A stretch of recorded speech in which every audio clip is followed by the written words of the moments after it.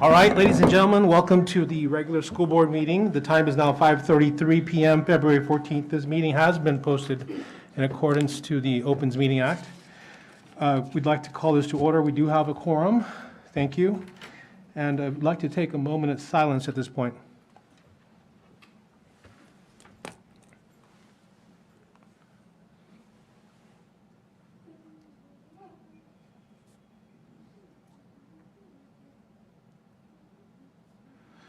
Thank you very much. And now, item 1C, Pledge of Allegiance, Ms. Brianna Vela Garcia. Good evening, Mr. President, board members, Dr. Noyola, administration, and audience. Tonight's pledge will be led by Rosabella Berlanga, a fifth grade student from Zavala Elementary.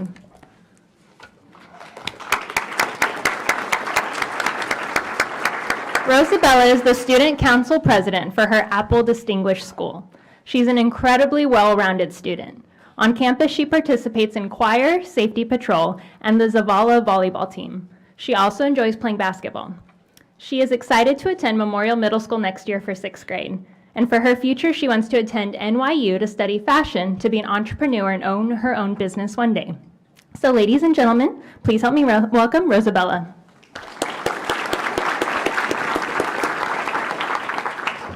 Please stand. I pledge allegiance to the flag of the United States of America and to the republic for which it stands, one nation, under God, and indivisible, for all. May you be seated. Thank you, Rosabella. I loved it. You did fantastic. Good job. Now to item number 2, awards and recognition. Again, Mrs. Brianna Vela Garcia, Secondary Student Leadership Recognition. Mr. President, board members, Dr. Noyola, administration, and audience. Our Secondary Student Leadership Recognition serves to honor students who have exhibited excellence leadership in HCISD. And tonight, we're recognizing a special group of leaders from our middle schools and high schools. It's a privilege to meet on a monthly basis with the members of our Student Advisory Board. We share conversations with them about their personal growth as leaders, and then sit back and watch them take the lead as they work together to plan initiatives and provide valuable feedback to our school district. Dr. Muniz and Dr. Noyola, I'd like to invite you to come forward for photos with our students. Students, as I call your name, please come to the front, and we encourage our parents to join us for these photos.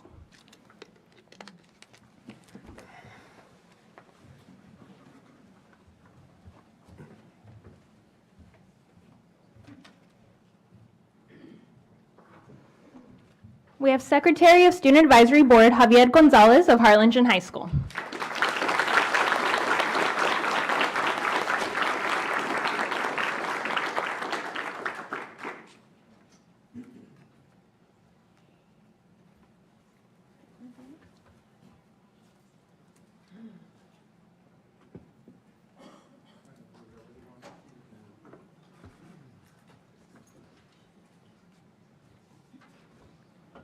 We have Isabella Garcia of Harlingen High School.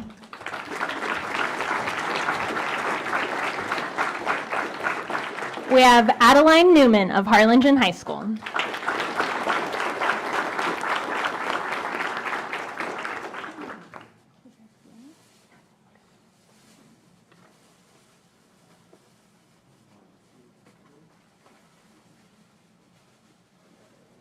We have Calesta Rocha of Harlingen High School South.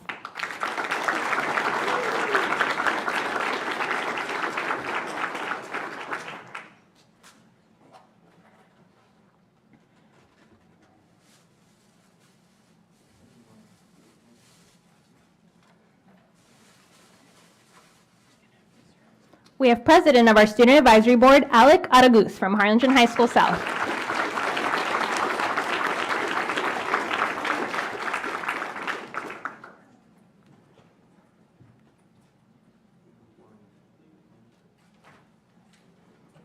We have Vice President of Student Advisory Board, Yafa Rusik of Harlingen High School South.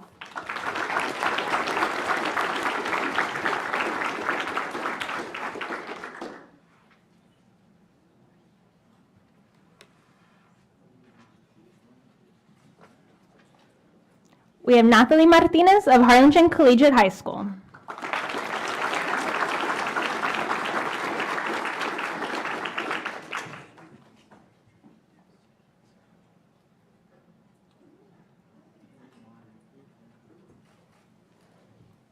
We have Ernesto Segura of Harlingen Collegiate High School.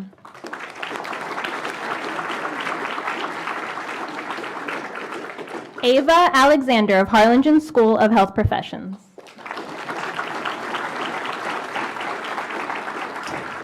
Emmanuel Ibarra of Harlingen School of Health Professions.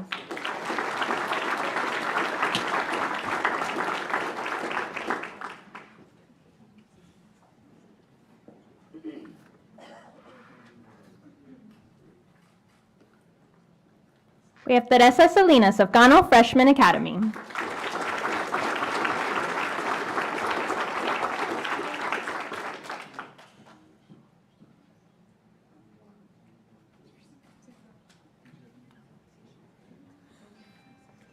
We have Community Service Chair of the Student Advisory Board, Lola Tamez of Cano Freshman Academy.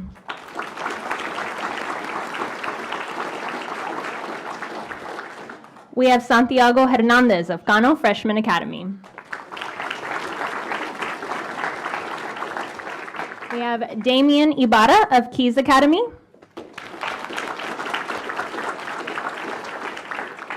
Autumn Perez of Copley Middle School.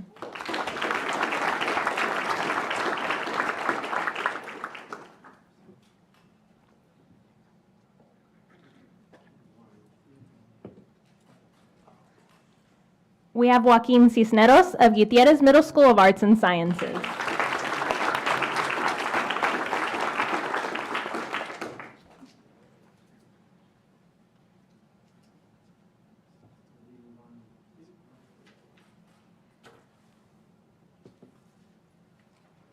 We have Natalia Morales of Memorial Middle School.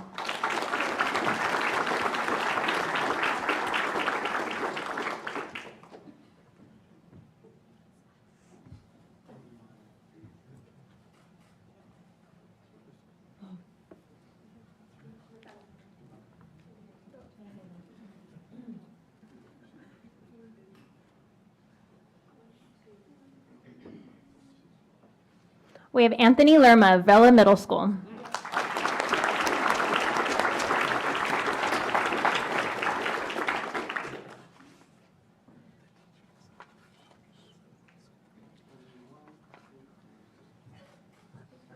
We have Amy Dominguez of Vernon Middle School World Languages Academy.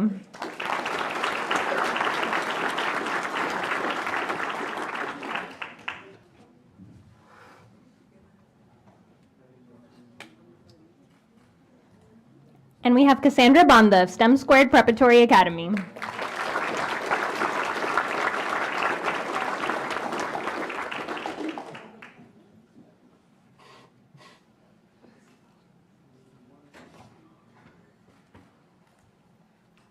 I saw Isabella Garcia walk into the room from Harlingen High School.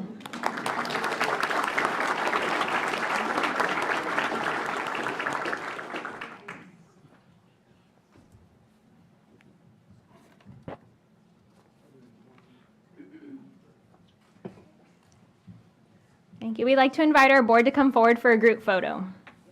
So guys, we'll have you come over here. We'll have y'all stand.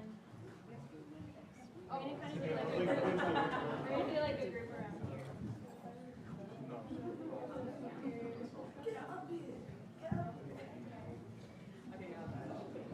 Like, if you wanna get right here. And then maybe one of y'all steps.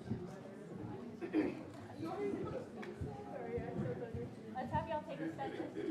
A few steps this way.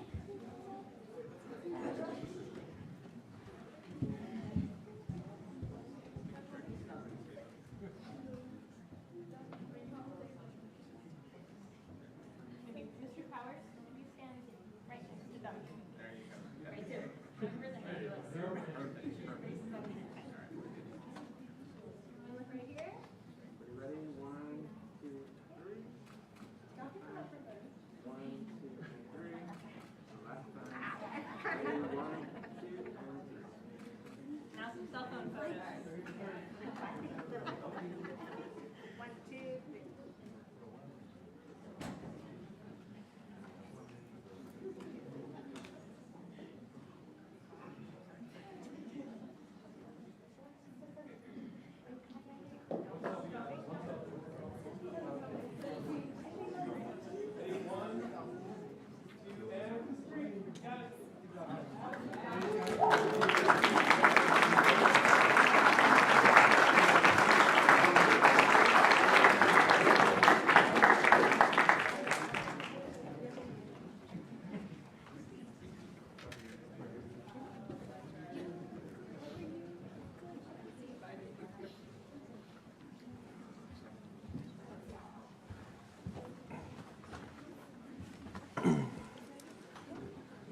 Thank you, Ms. Garcia.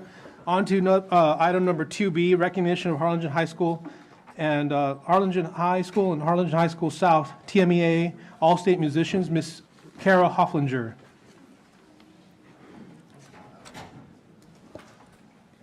Good evening, Mr. President, members of the board, Dr. Noyola, administration, and guests. Tonight's a very exciting night. We get to honor 8 of our HCISD high school students who were selected to one of the all-state music ensembles hosted by TMEA. This past week, I got to see each of them perform in their concert. And just to kind of give the audience an understanding, this is the highest honor for an individual student to achieve in the state of Texas in music. Every year, students from across the state of Texas prepare pieces of music and perform in a blind audition at multiple levels. And over 40,000 students participate in this, and only less than 2% are chosen to participate in one of the 3 all-state ensembles for their selected content. And so, like I said, this year we had 8 here in HCISD, and we are incredibly proud. If you were to ask the students how they did it, I'm sure they would say practice, practice, practice. And I know also they would say that it would not be possible without the mentorship of their wonderful directors. So before we announce the students, if you are a director of one of these wonderful students, if you would please stand and be recognized as well from our 2 high schools.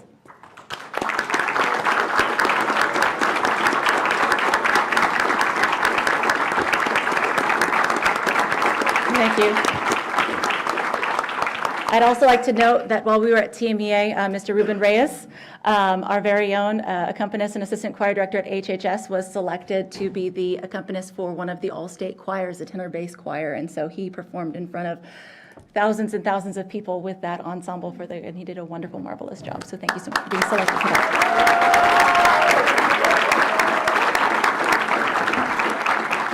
Our students would also say that it wouldn't be possible without the support of their family members. So family members, if you are here and you are supporting your child this evening, if you would please stand and be recognized as well.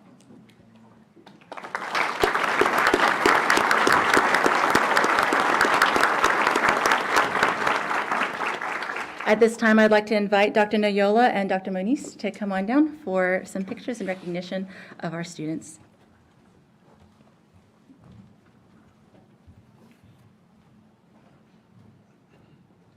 We're first going to be starting out representing our students from HHS Choir. And the first name I'm going to call is Amelia Bautista.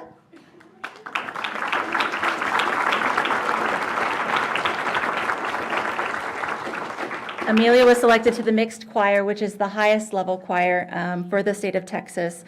She is a 12th grader and she performed as soprano 2. Jamila Escobar.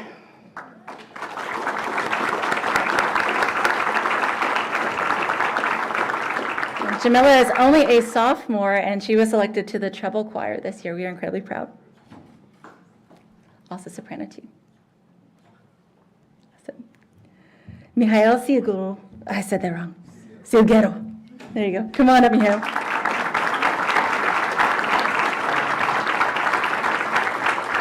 Mijael is also a sophomore, and he performed in the tenor bass choir as one of our bass singers. Next, from the South Choir, I'd like to call up Katie Quellhorst.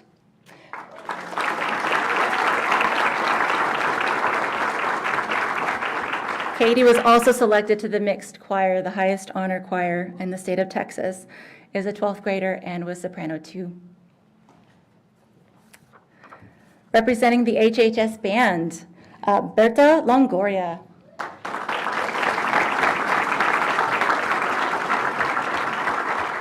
Berta is a senior and performed in the all-state band on B-flat clarinet. Mark Herrera.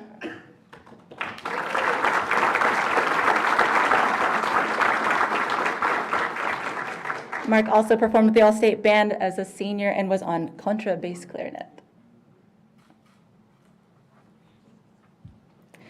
And also from HHS Band and performing in the jazz, was selected to the jazz ensemble, which even has less than 2%, like 1 point, they only pick a few. On tenor trombone, Fernando Garcia, senior.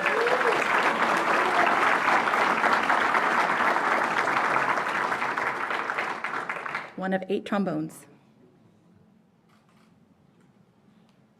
And from the South Band, Abby Garza.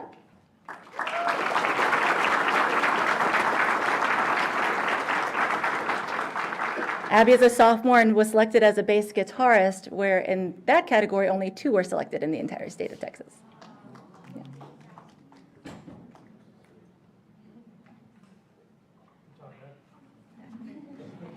We are exceptionally proud of all y'all. At this time, I'd like to invite the board to come down for a picture. And directors, if you'd like to come up as well, please join.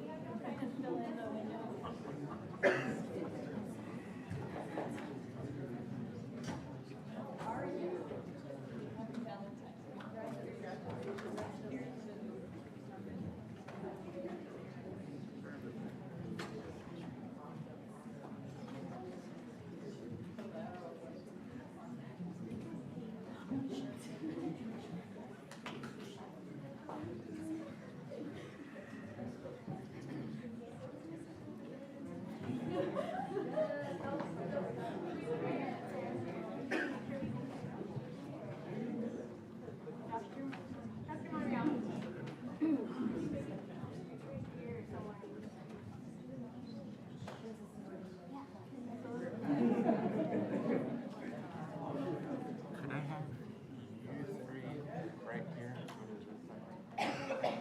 Oh, talk to you. These 3 gentlemen right here.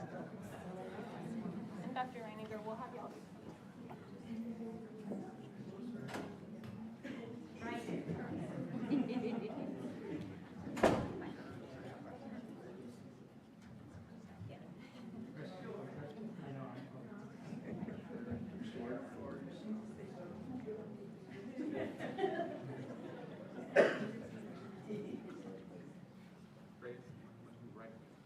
Right there. Right there. All right, here we go.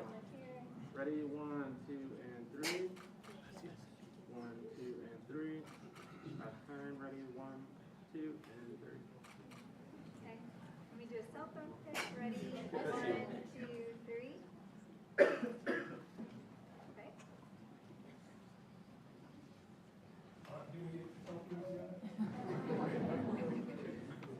Ready? Everybody wave this time, all right? Ready? 1, 2, and 3. Oh, ready? 1, 2, and 3. Got it.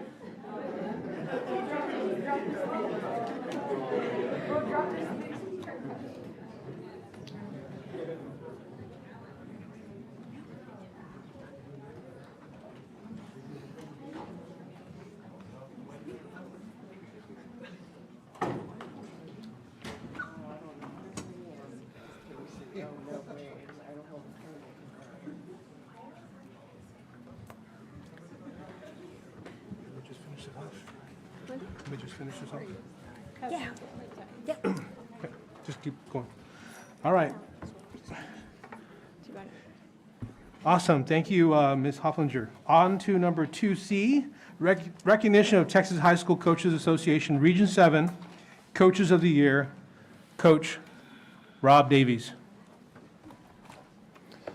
Good evening, Mr. President, Dr. Noyola, board members, administration, and audience. It is my honor tonight to present to you the 7, you heard that correctly, 7 HCISD coaches that have been recognized as the very best in their respective sport this year for Region 7. Assisting me will be Sandra Flynn and Luis Solorio. Sandra and Luis, thank you for all your efforts in supporting our student athletes, coaches, and athletic program. Dr. Noyola and Dr. Moniz, I would like to invite you to come down front for photos. Family members, you're welcome to come up as well and take additional pictures.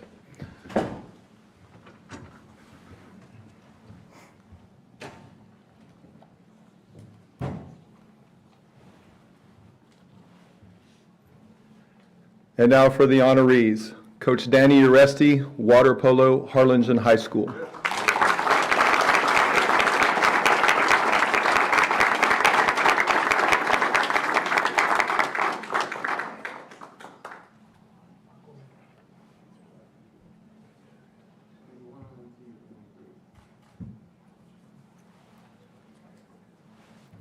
Coach Hector Castaneda, water polo, Harlingen High School South.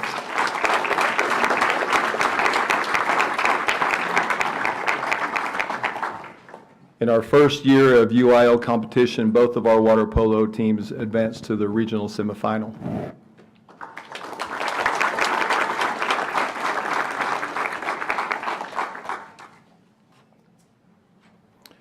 Coach Ephraim Ambriz, boys cross country, Harlingen High School.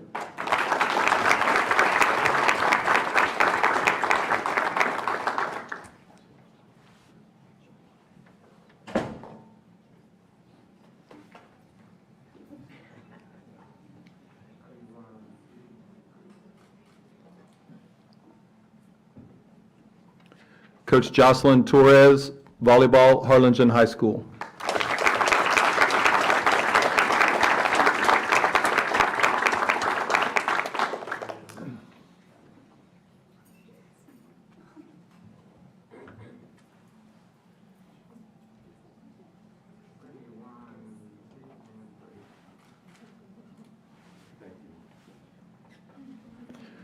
Coach Manny Gomez, football, Harlingen High School.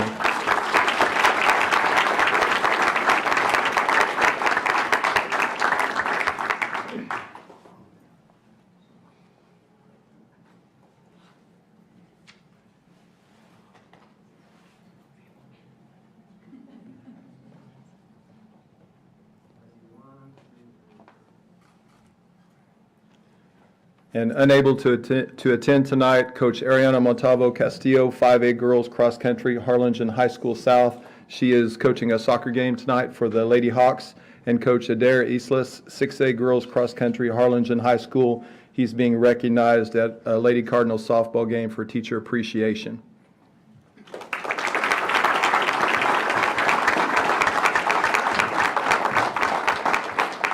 Members of the board, if you'd please come forward to join us for a group photo.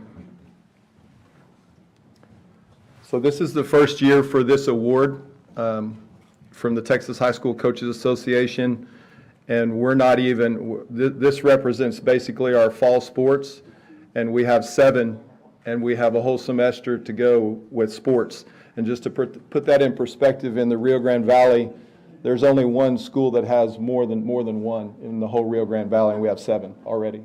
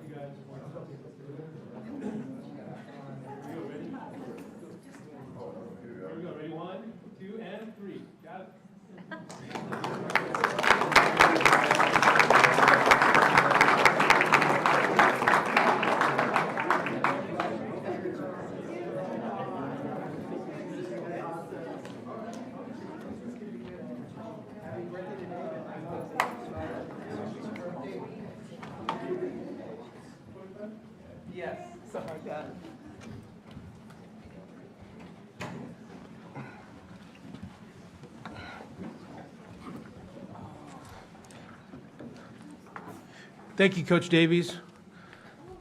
Awesome job, coaches. Thank you very much. If I can just say one real quick thing about coaches, coaches shaped my life. Coaches, there's several coaches that shaped my life. If it weren't for my coaches, I wouldn't be half of what I am now. So you guys, thank you so much for what you do for our students. Thank you so much for what you do for our community.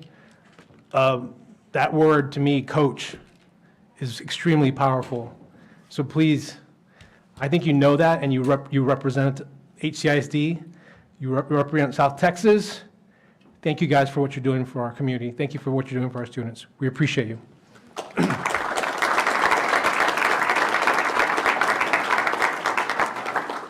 On to item 2D, recognition of PTSA Students of the Month for February. Brianna Vela Garcia.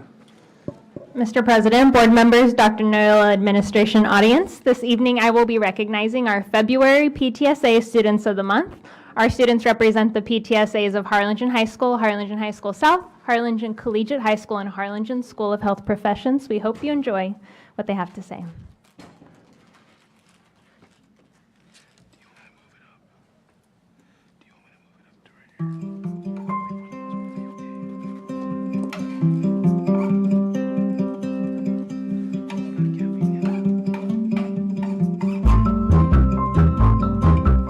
As of right now, my senior year, I'm in National Honor Society and I'm the secretary for that club. I'm also participating in PTSA, just being a regular member, and I am part of Upward Bound Math and Science. Well, I'm really interested into sports. I'm interested into like the business road of it. I mean, for college, I want to major into sport management, so I really want to look into that. And even then, also as well, I'm into technology. I think I work really well within the technology field, so that's something that also interests me. I've always just loved sports. As a kid growing up, I've just always been into sports, whether it was basketball or football. I've always loved sports. Colleges that I'm thinking of so far would be Texas A&M, UT Austin, Texas State, University of Houston, UTSA, just colleges within Texas. And what I'm planning on studying for, like I said as well, sport management, or I want to go into like technology such as computer science. First and foremost, for any and everything I do, I'm thankful to the man above. And then obviously I want to thank my teachers, each and every single one of them, to put me in this position. I want to thank my family for also supporting me, and then my friends who have helped me when I've needed help. I'm senior class president. I'm also National Honor Society president. I'm a part of student council where I'm the vice president and also the District 16 president. I am a part of DECA, I'm the secretary, and I'm the Spanish Club vice president, and I'm also an active member of PTSA and HOSA. Some educational interests I have are the medical field. I really am passionate about the medical field. Right now I am in HOSA, and I've got to explore my interest in the medical field through that, and also business as well through DECA, where I'm actually made it to state in DECA. What got me into the medical field and passionate for HOSA is seeing the need for service within our community and within the Rio Grande Valley. I see that there is an urgent need for medical care, and I want to be the one to help provide that medical care to underserved communities. Also, going through COVID and living through the pandemic has showed me that I do want to pursue the medical field. I plan on studying biology and minoring in business. I plan to pursue the medical field, hopefully to become a doctor. And I plan to study at either UTRGV, University of Alabama, or Notre Dame.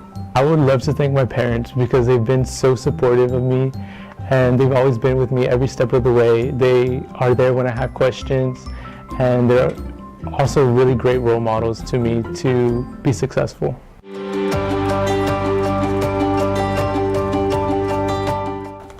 I'm a part of many student organizations across the campus. I'm a varsity cheerleader. I'm a part of NHS as well as PTSA. I'm a part of Student Council, National Technical Honor Society, and I'm also the president of Junior Classical League. I'm passionate about helping others in my community, whether that be through volunteer work or donating items to those in need, or just helping out around the campus. I plan on attending the University of Texas Rio Grande Valley, where I'll be majoring in biomedical sciences. After I receive my bachelor's degree in biomedical sciences, I plan to attend medical school where I will specialize in dermatology. I would like to thank my parents for all their support throughout my educational journey, whether that be attending my award assemblies when I was in elementary school, attending board meetings with me if I ever received an award, and always supporting me throughout my grades and work I have done. I'm an NHS and PTSA, and then I'm also a student at the Harlingen Performing Arts Conservatory.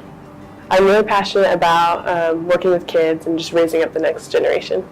I'm attending the University of Alabama, and I'll be getting a major in communications, and I hope to become a teacher or something along those lines. I'd like to thank both my parents and all the teachers that I've gone through.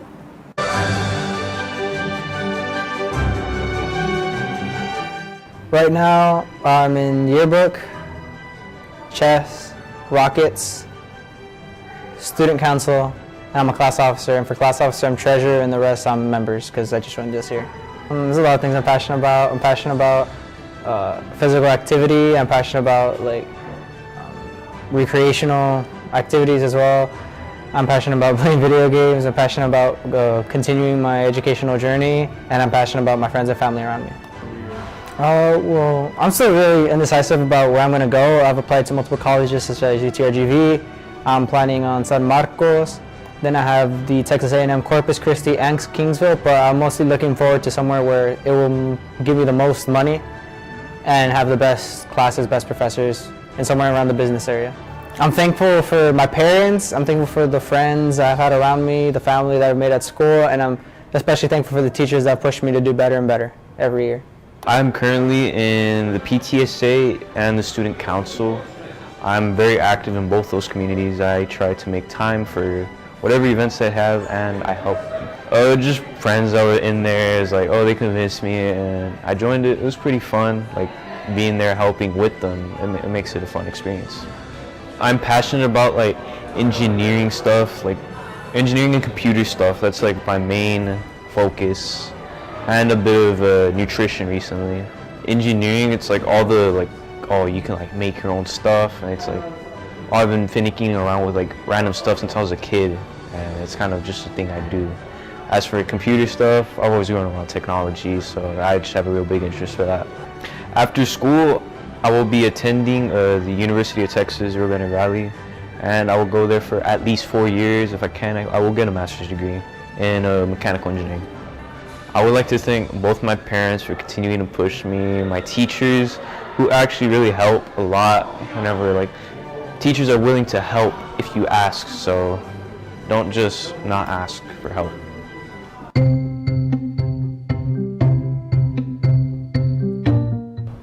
My name is Julissa Castillo, and I'm currently a senior at Harlingen School of Health Professions. I'm currently a part of the yearbook club, the dental assisting program, and I am currently secretary for the class of 2023 and secretary for NHS. I plan on attending UTSA in the fall and majoring in biology to hopefully one day further my career in the dentistry. I'd like to thank all the teachers here and staff at Harlingen School of Health Professions, specifically Ms. Gwanda and Ms. Reina, my dental teachers, for inspiring me to pursue a career in the dental field. I'm Brianna Mondragon. I'm a senior at Health Professions. I've been in Politics Club, Spanish Club, and Rotary, and I'm currently in a cotillion. I'm passionate about creativity and helping others in the healthcare field. I plan on going to UTSA to pursue a degree in nutrition and biology. I would like to thank the teachers here at HSHP for encouraging me to do my best.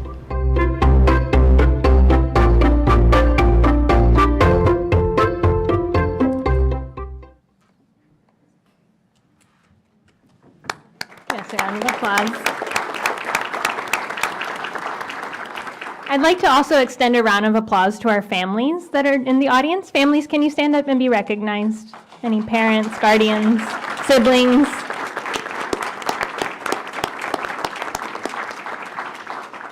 We want to thank Harlingen City Council PTSA for always celebrating our Students of the Month with us. And on behalf of the organization, I'd like to welcome Samantha Ortega to the front, and then Dr. Muniz and Dr. Noyola to the front for photos as well. Students, as I call your name, please come forward for the photo, and we encourage family members to join as well.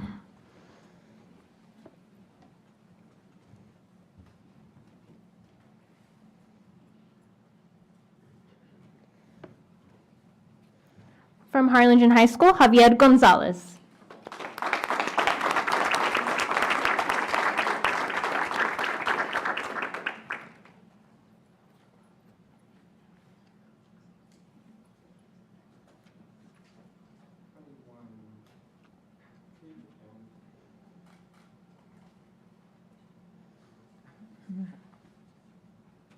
From Harlingen High School, we also have Samuel Pedraza.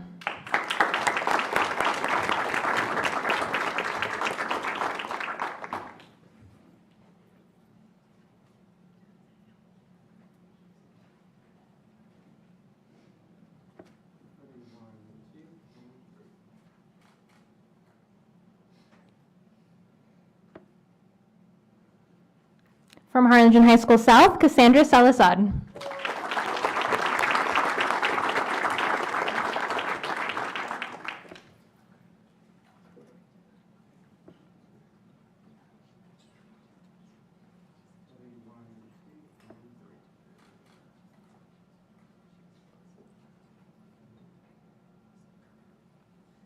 From Harlingen High School South, Megan Blackburn.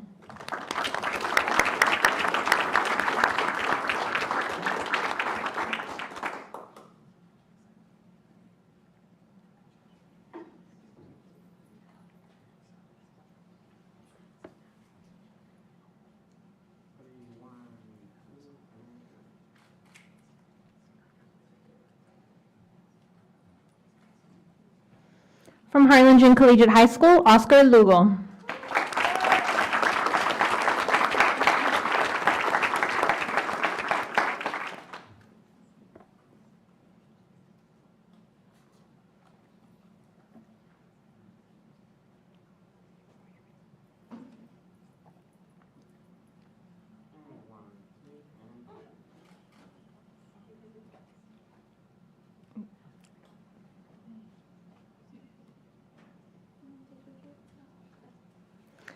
From Harlingen Collegiate High School, David Buss.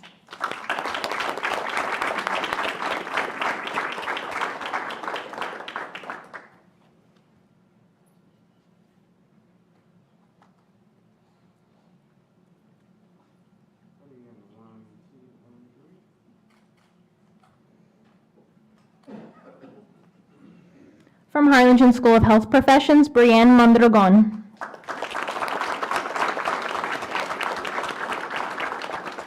And from Harlingen School of Health Professions, Julissa Castillo.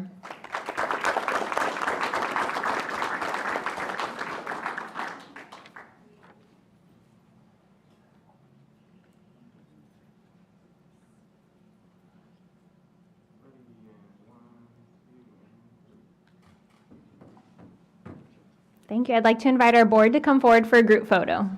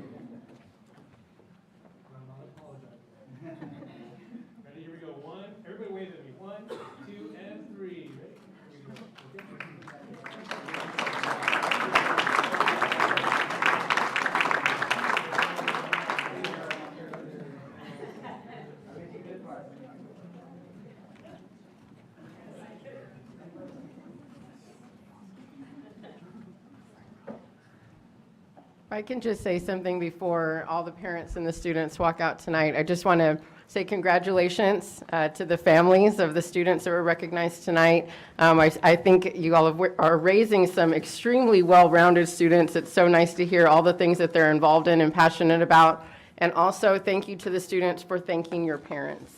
Throughout those presentations, I heard over and over and again, thank you to my parents for supporting me. So I think it's wonderful that we've got parents that come to awards assemblies and support our students and their children and all that they do. So thank you to parents tonight for being here yet again, right, for another wonderful milestone. So have a wonderful night.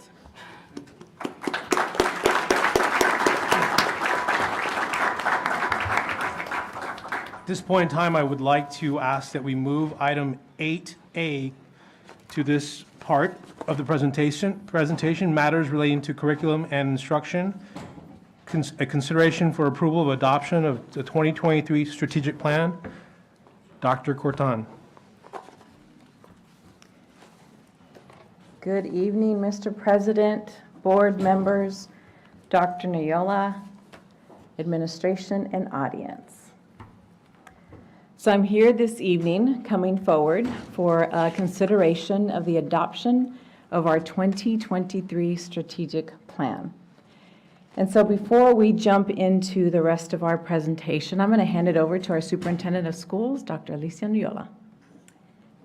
You know, that's when we look at that screen, that's an interesting question about why did we go through this process? Because we have a strategic plan in place. We've had a plan that has produced a lot of dividends for us as a district, some amazing things that strategic plan has guided. But you know, if we've learned anything over the last 3 years, is that we live in a world that's always changing, and it's changing rapidly, right?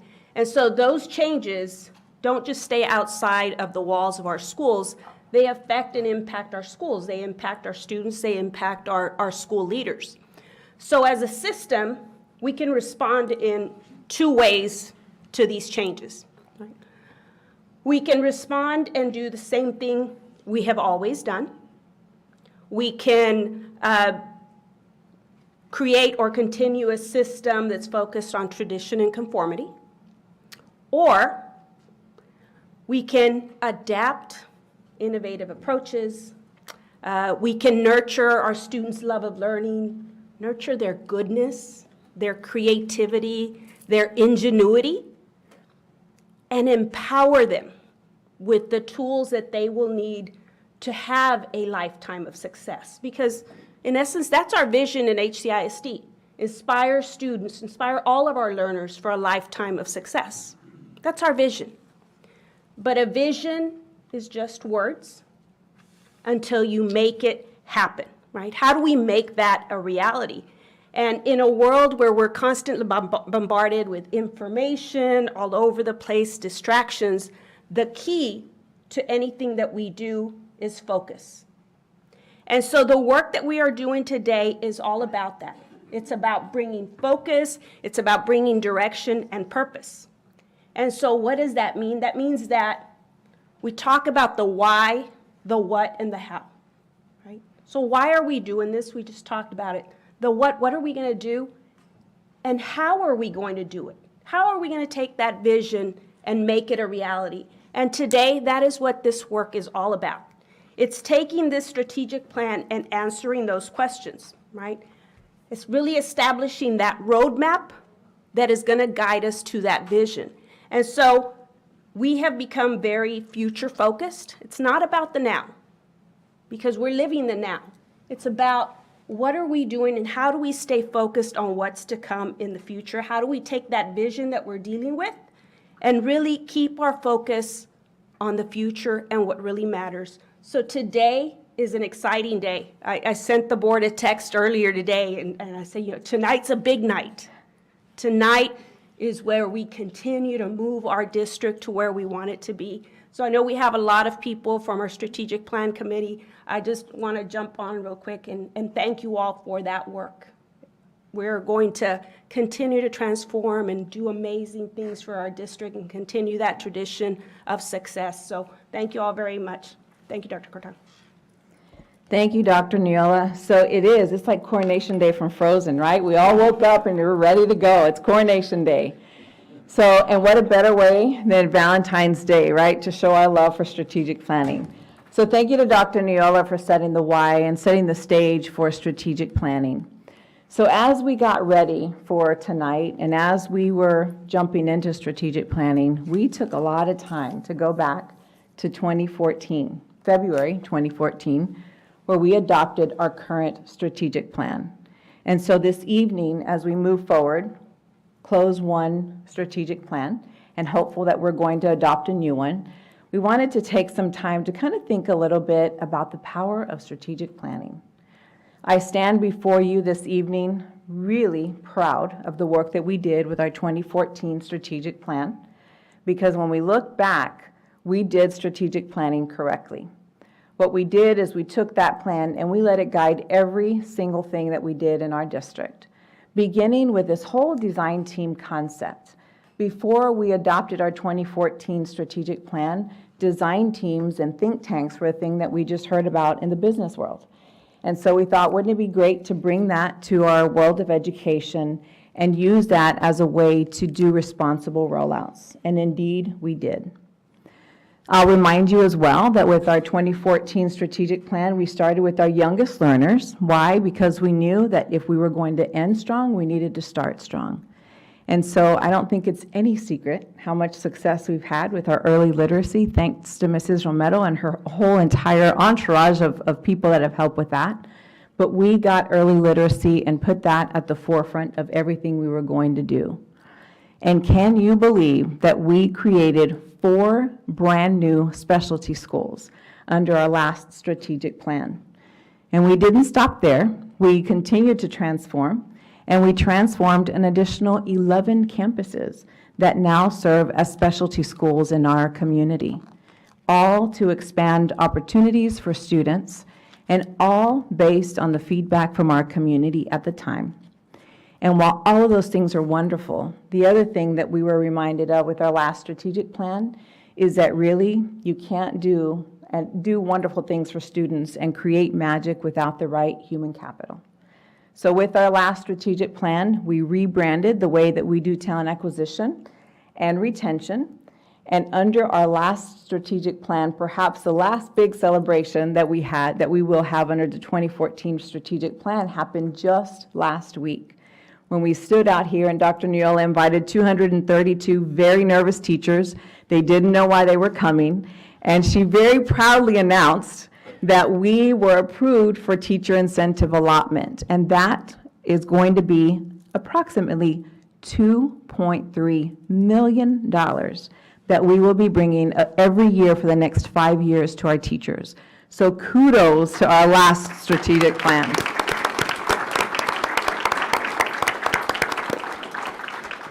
And so this evening, as we come forward, I'm going to talk a little bit about a plan for the community and by the community, because we had a huge response with our stakeholder feedback.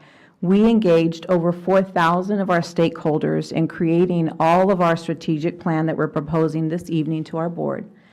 And that is not a typical response rate in any district. So I'm proud to say that we had a wonderful response from our entire community, from focus groups to interviews, personal interviews, and then our community-wide survey.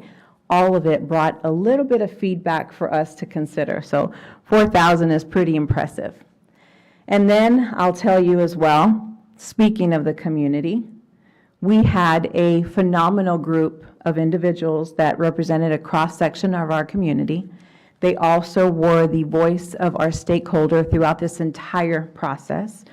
And so some of them are sitting over here. I think we got a couple over here with campuses and things of that nature. But how about we give them a huge round of applause, ask them to stand and give them a huge round of applause. Y'all can stand.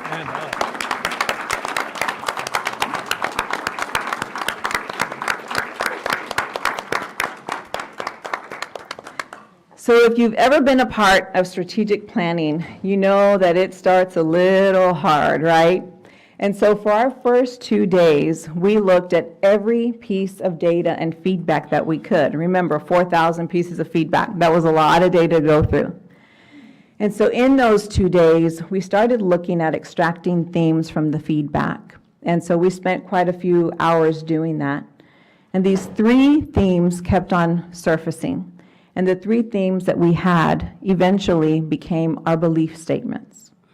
So for our proposed strategic plan, there are 3 belief statements that guided us every step of the way. First of all, we believe in our district that talent is universal and that all students need access to opportunities. Why? Because opportunities change trajectories for students. And so through our strategic plan committee, we believe that access to opportunities must be equitable. Secondly, we believe that we're going to inspire students to have academic ownership. Why? Because when students have academic ownership, they can articulate where they are right now, today, academically. More importantly, they know where they're going. They set that path as a learner. And along the way, because they know where they are and where they're headed, they can advocate for what they're really going to need along the way. Really powerful, and we've learned that through our blended learning journey. And then lastly, this pandemic that we're emerging from has impacted our entire world in ways we never thought. So part of our feedback was that we need to make sure that at the end of the day, we're going to take care of our entire school community. And so our last belief is that we are going to have environments, learning environments that are going to inspire people, but also are going to make sure that we take care of the well-being for all. And so those 3 belief statements kept on surfacing every time that we would come back. And everything we did revolved around those 3 belief statements. So not just the belief statements were our products. At this time, I'm going to have our speakers, our goal speakers, come up. And as they're making their way up, they're going to take a deep breath because, you know, this is a big stage. But as they come up, I'll tell you, they're going to share with you what they want our entire community to know about each of the goals, and they're going to end with a hashtag, because every team was charged with creating a hashtag so you could quickly remember, like, what is this goal all about? And so I think they're ready. So our first speaker, I'm going to hand it off to Dr. Rushka.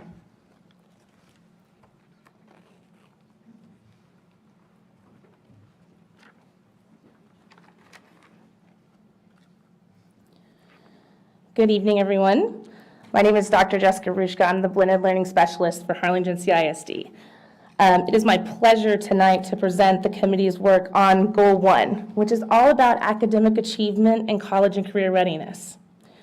With this goal, we really want our community to know that we value every student. Not only do we value those students, but we really believe that they deserve a unique experience. As a district, we intend to provide those opportunities and allow students to not only explore but discover their passions, meet their full potential, and prepare them for that journey beyond HCISD. Student experiences will be grounded in varied, high-quality, personalized experiences, where we'll meet kids where they're at and we'll provide them with the tools to get where they're going. Along the journey, we'll utilize data to keep a pulse on student progress and incorporate proven practices, not only to extend their learning, but to close those achievement gaps. We'll inspire a culture of collaboration, authentic relationships, open communication, and high expectations. We're committed to aligning our current systems to provide students the opportunity to take ownership in their learning, to have a voice and a choice in their path, their place, and their pace of their learning. We are invested in providing experiences that help empower students to their independence. Hashtag empowering you all the way through. I'd now like to invite our next group of speakers for Goal 2.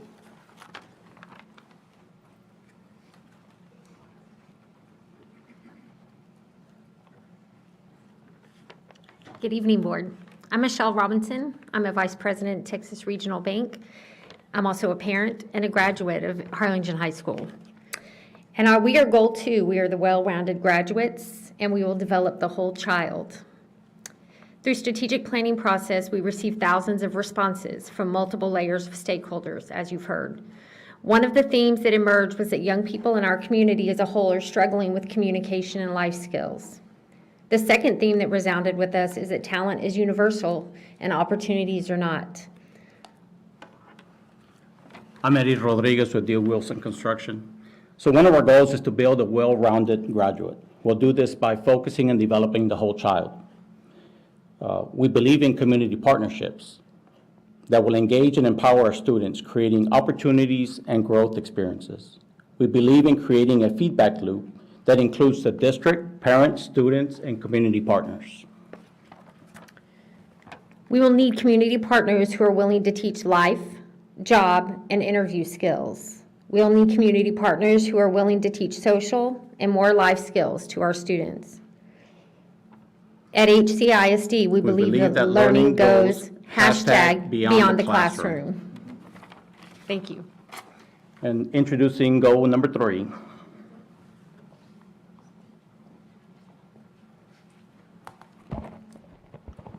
Thank you, board members. My name is Erica Villarreal, Director of Talent Acquisition, and goal number 3 is professional learning and talent management.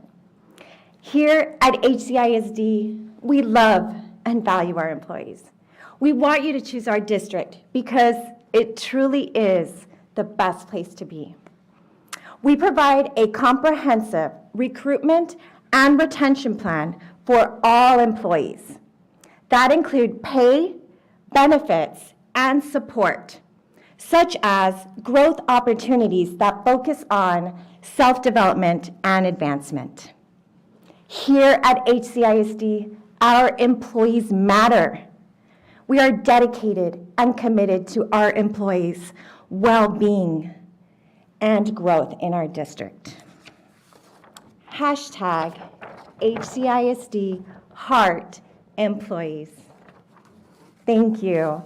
I'd like to present our next group for Goal 4.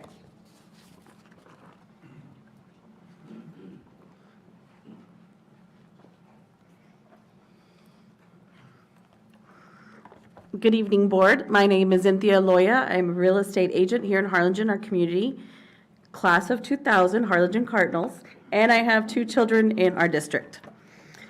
As we are introducing Goal 4, which is family engagement. As a parent of a 7- and 8-year-old in our district, I see myself here the next 10 years. We want to remove all barriers between our school district and our families. We want to be more engaged and have open lines of communication. We all know it takes a village to educate our children. Good evening, board. My name is Roman Martinez. I'm a teacher at Lee H. Means Fine Arts Academy. As an educator, I have seen the impact of family involvement on students. I have also seen some barriers that deter families from getting involved. That is why it is important that we get to know our families. We need to know their strengths and their needs. We need to know the dynamics of each family. That way, we can create opportunities to empower them to be proactive in the role of education and their well-being. Good evening, board. My name is Sylvia Gonzalez. As Director of Family and Community Engagement, I recognize the importance of building trusting relationship with our family and the community. By creating meaningful partnerships, we can support student learning and student success. #empowering families. Now I'm going to invite goal number 5.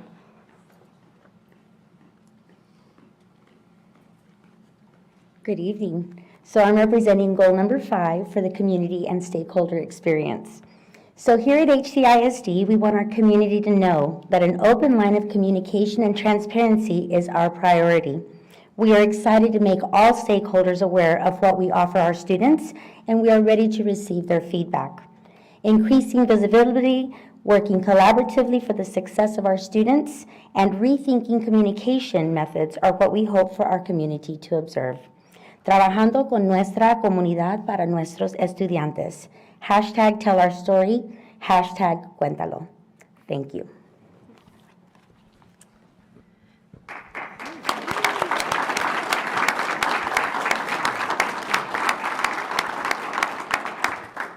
You did it. You see, you did phenomenal. Way to go.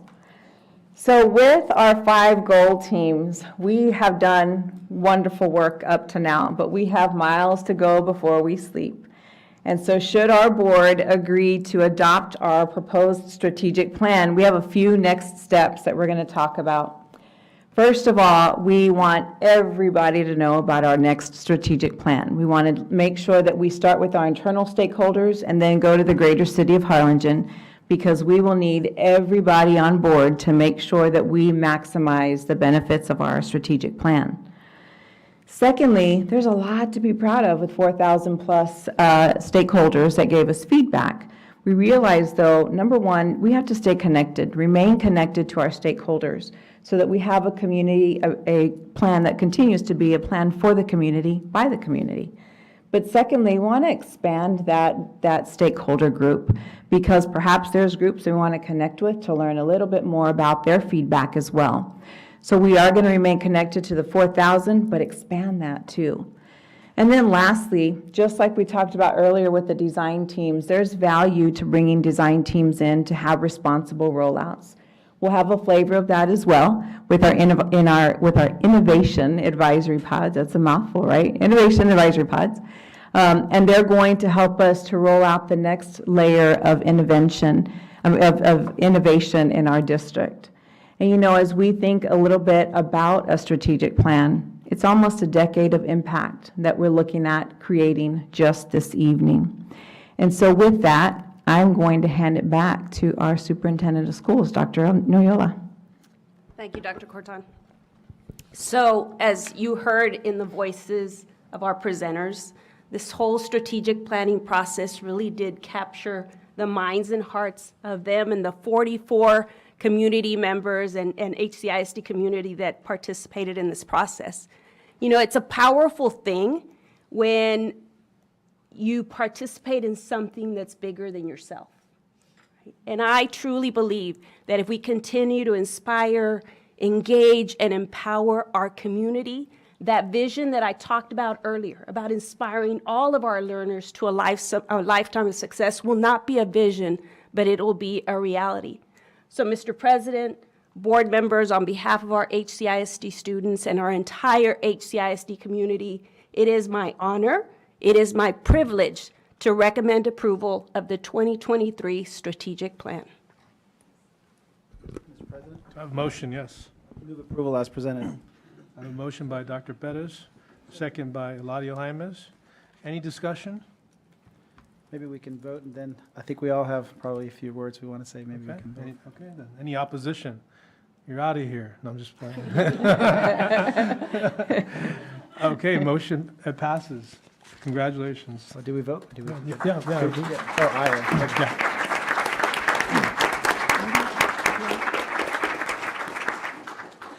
All right, any discussion? Sure. First of all, thank everyone for being here, and thank you, Mr. President and Dr. Noyola, for moving this item up in the agenda before we lost all of our crowd. But, you know, I think you all said it, Dr. Noyola, you and Dr. Cortan said it best, so I don't want to be too repetitive. I just want to highlight, again, at a high level, the significance of the heavy lifting that this will accomplish.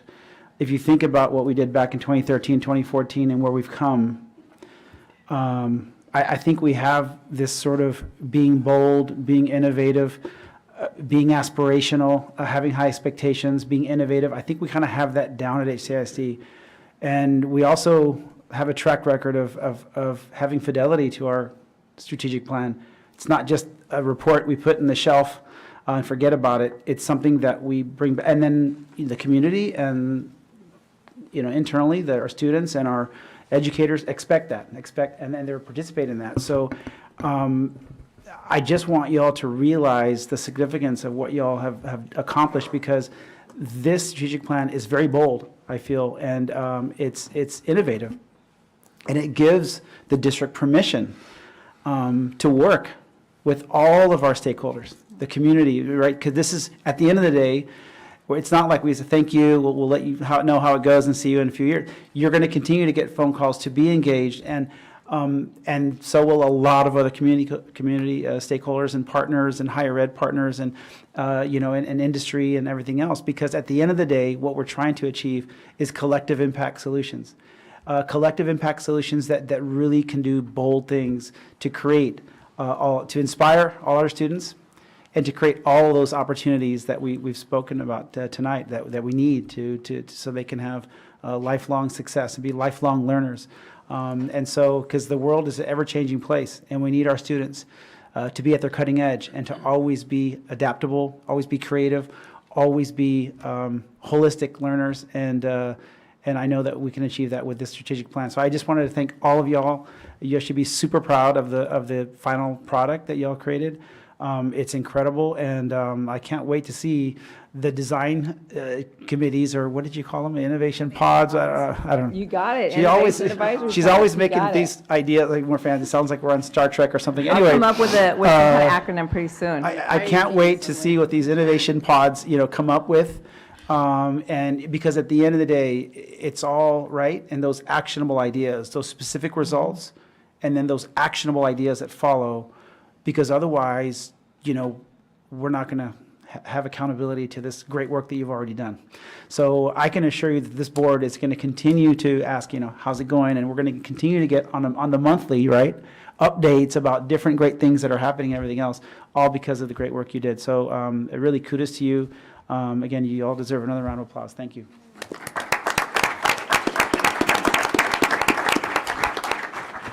I just wanted to add my thanks, and honestly, like as our goal statement folks you were presenting, not only was I hearing your voices, but I was hearing like everybody's voice, and like just all the discussions that were happening. I could your breath, so to speak, was in those statements. It didn't leave, and it made me think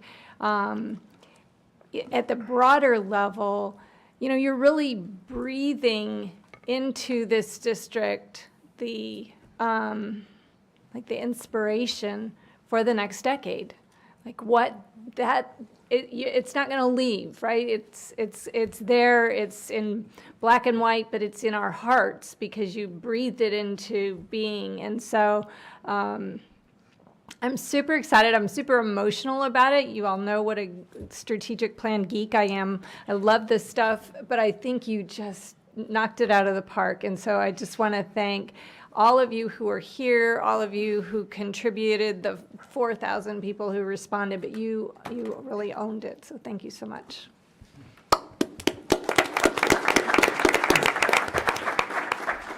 Mr. President, not to keep you guys even longer. I know you probably have a steak dinner waiting somewhere. But, to go off something that Dr. Pettis said, he kept saying the word bold, the word innovative has been used. First of all, I want to thank you all, again, for your time, because it did take a lot of time out of your already busy schedules. So thank you for stepping up, serving, and dedicating and being passionate and to come up with this.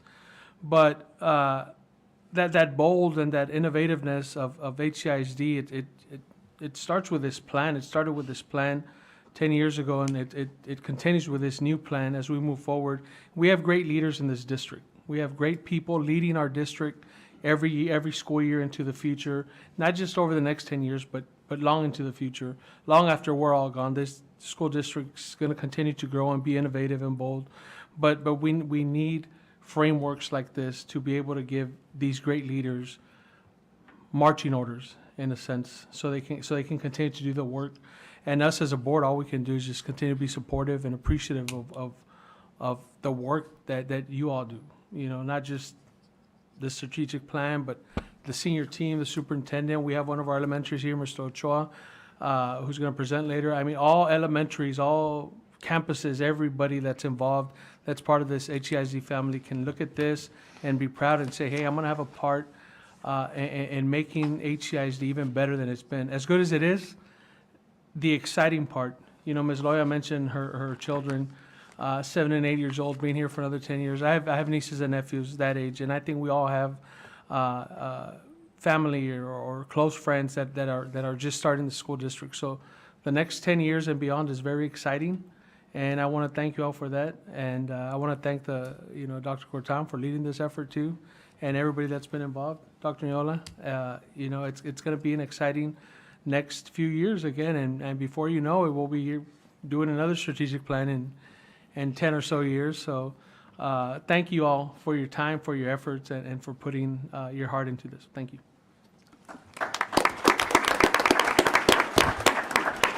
Okay, so I promise I won't take too long, and I'm going to obviously piggyback on a couple of themes and comments that have already been made. It was very difficult not to get emotional, especially seeing the slide that highlighted the products of the last strategic plan.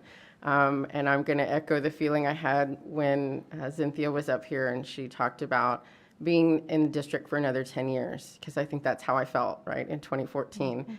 So to see that up on the screen and realize that when we launched that strategic plan, the last strategic plan, those schools were not in existence. And to now to be able to have my children be at specialty schools and 2 specialty campuses is just amazing. So I know you all have spent a lot of time and a lot of effort and a lot of discussion putting all this on paper. And I really hope that you're able to reflect in looking at that slide and visualize what that is going to look like, what that could look like in 10 years, because it's amazing. I mean, I think about that and I think, wow, look at what all came out of that. And so I just want to thank you for all of your hard work, and I hope that you entrust us, right, that we are going to follow up. And I'm super excited after hearing you all tonight just about how we're going to be able to deliver and execute and roll out this plan. So I'm very thankful for you, and I'm sure all of you know, you've heard it multiple times, right? This isn't the end.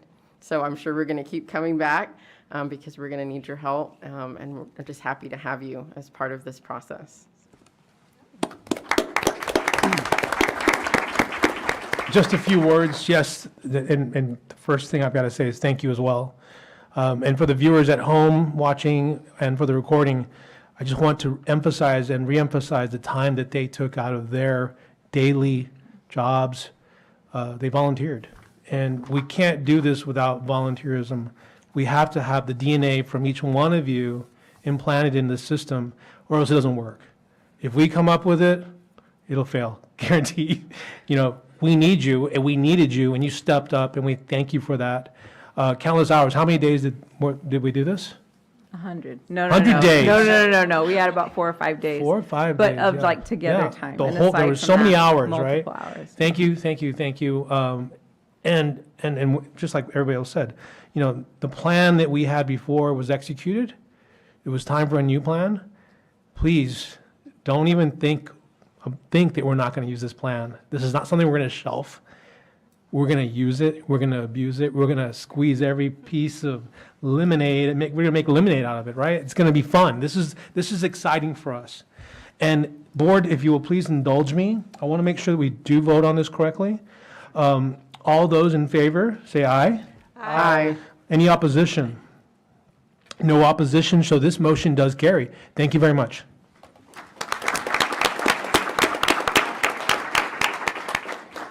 So Dr. Muniz, board members, and Dr. Niola, let me just say a huge thank you on behalf of the 17,000 plus students we have today and all the thousands that will come from here on out.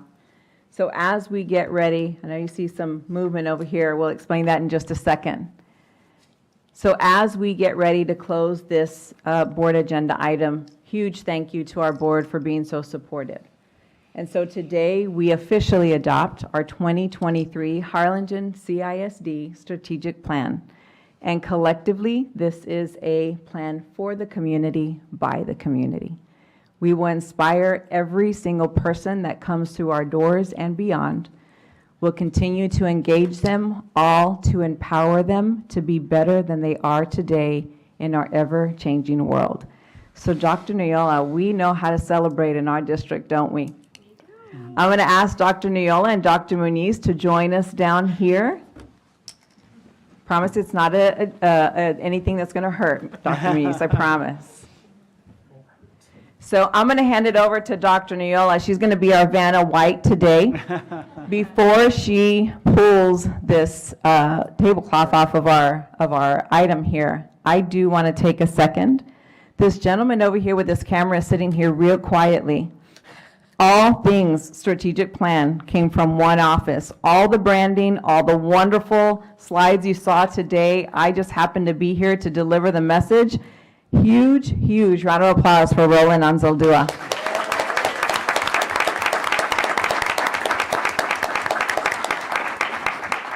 He didn't want any recognition. We're like, no, we're going to celebrate you tonight. So anyway, Dr. Noyola, you want to show our audience what we have here?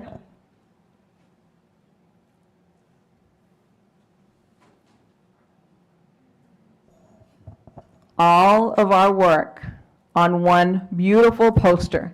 Our vision and goals and our hashtag inspire, engage, and empower. Congratulations to our whole strategic planning committee. We will proudly display that in the lobby. We're going to take a photo, have a photo with our board president and our superintendent. And then in just a second, we're going to get everybody. Yes.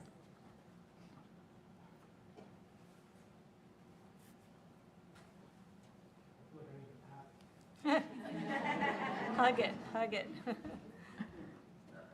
Yes, we can hug it, Dr. Meininger, yes.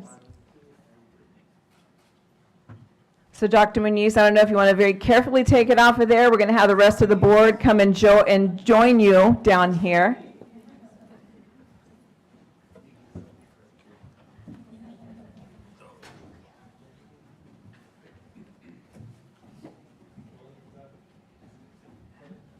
And as soon as we get this photo, everybody in the Strategic Planning Committee, get your hair ready, get your smile ready, because you're up next.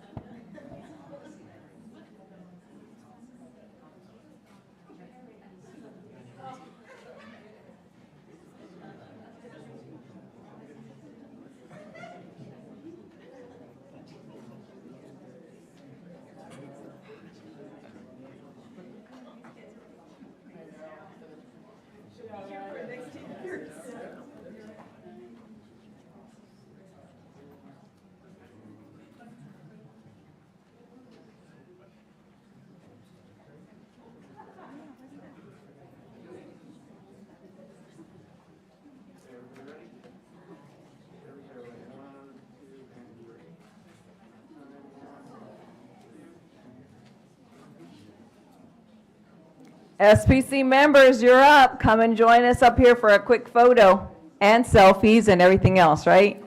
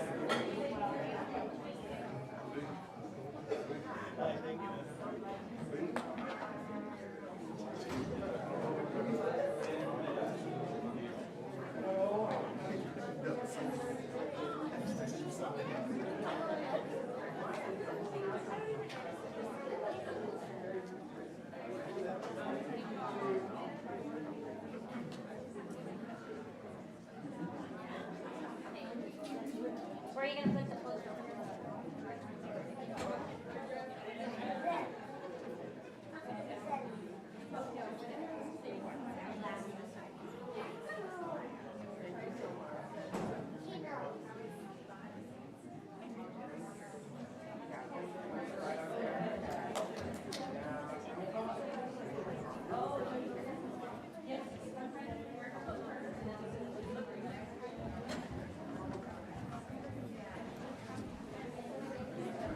Is that somebody from Holdsworth over there? Next to. Oh, yeah, I guess. Oh, okay, sorry.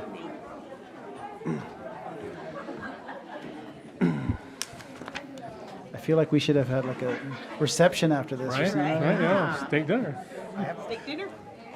I have some in my car. All right, at this point in time, we'll move back to item number 3, Principal's Report. Our presenter is Oziel Ochoa of Zavala Elementary School.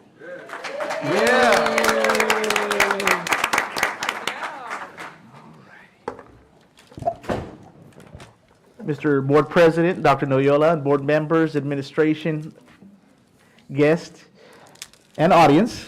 And I'd like to thank my team and staff over here.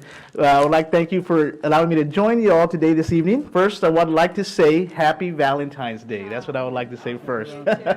So I also like to say I'm very proud tonight as we had 2 of the students of the month on there. Or actually 2 students were from Zavala Elementary. Wow. So I'm also proud because we had 2 Zavala members. We had an Mr. Garcia, he was an assistant principal at Zavala, and we have Ms. Cruz, our current assistant principal. They were on the strategic planning committee. So I want to say thank you for that. And I'm proud that one of our students is on the vision and goals over here as well. So, so I'm very proud. I'm very proud tonight. He's not keeping track, not at all. I mean, I wasn't counting. But no, really, I want to say thank you for allowing me to join you all tonight and be here with you all. So, I forgot to click on my presentation. Okay. So, I'd like to take you on this journey today as far as how the transformation of Zavala happened or how it took its course, right? But first, I'd like to say welcome, and we are the best school in the universe. That's our motto there at Zavala. Our students believe it, we believe it, and our community believes in it. So hashtag best school in the universe. No, but we'll go ahead and get started. So currently, our demographics, our enrollment is currently 303 students. 95% of them are economically disadvantaged, and 60% are considered at risk. Okay? We are an Apple Distinguished Campus. We, due to our innovation in learning, teaching, and the school environment. Our original designation came about in 2018 through 2021 as we published a book about Zavala. It's currently on iBooks, and you can still view it on iBooks as well if you'd like to. But that took a team effort. It took our whole campus, our staff, our students. So that was our first designation. And we renewed our designation in 2021 through 2024. So it was not a book. It was more of a 2-page submission with hyperlinks, telling our story. So we're extremely proud of that. A little bit about our evolution of Zavala Elementary and our transformation. It all began in 2015 with our Apple Connected journey. And between 2015 and 2018, we had the opportunity of participating in professional developments, collaboration, peer-to-peer observation, tech talks, which took us to 2018 as being our first designation. Did I say TikToks or did I mean Tech Talks? Sorry, it was Tech Talks. So in 2021, we renewed our Apple Distinguished School designation, as I mentioned earlier. And with all that work and dedication and hard work, something magical happened. Due to our student success and our teachers and our community, we are an A-rated campus for 2022. And we are currently 2023 a blended learning studio school. Blended learning is a model of teaching which enables students to participate in rigorous and engaging experiences, and we exemplify the 4 C's of HCISD: critical thinking, collaboration, communication, and creativity. Big part of our success is our vision and our shared leadership. Our vision to transform Zavala Elementary began in 2015 as an Apple Connected campus, and our mission is to sustain this responsibility by exploring new ideas in which Apple products support new possibilities. Technology is embedded throughout our environment and our classroom, which empowers students and teachers to use different modalities to inspire an innovative growth mindset. The success of our campus is due to our shared leadership and our campus culture. Part of that also is our quality instruction. Our learning environment encourages creativity and curiosity, and our teachers personalize the classroom learning aimed to students being effective collaborators and communicators. I want to also say that our staff and teachers, as teachers and support staff, are 100% Apple certified teachers as well. We focus on our content and language objectives, our content being that of the skill or the TEAC, and our language objectives focusing on 1 out of the 4 language domains, which is listening, reading, writing, and speaking. We give students voice and choice, empowering students. We have guided reading as well and guided math. Guided reading being our scholastic reading program, which is small group instruction, assessments, and independent reading. And our guided math, which is actually a framework of math, having a math-rich environment along with collecting real-time data. We also have student voice and choice, empowering students to collaborate, be an active member of the classroom community. We provide differentiated instruction and personalize that learning through centers. As adults, we all learn differently, right? Students learn differently as well. So we tailor that learning, we personalize it so that they can be successful and learn as well. And we also have our blended learning, which is also focusing on our data-driven instruction and our student agency.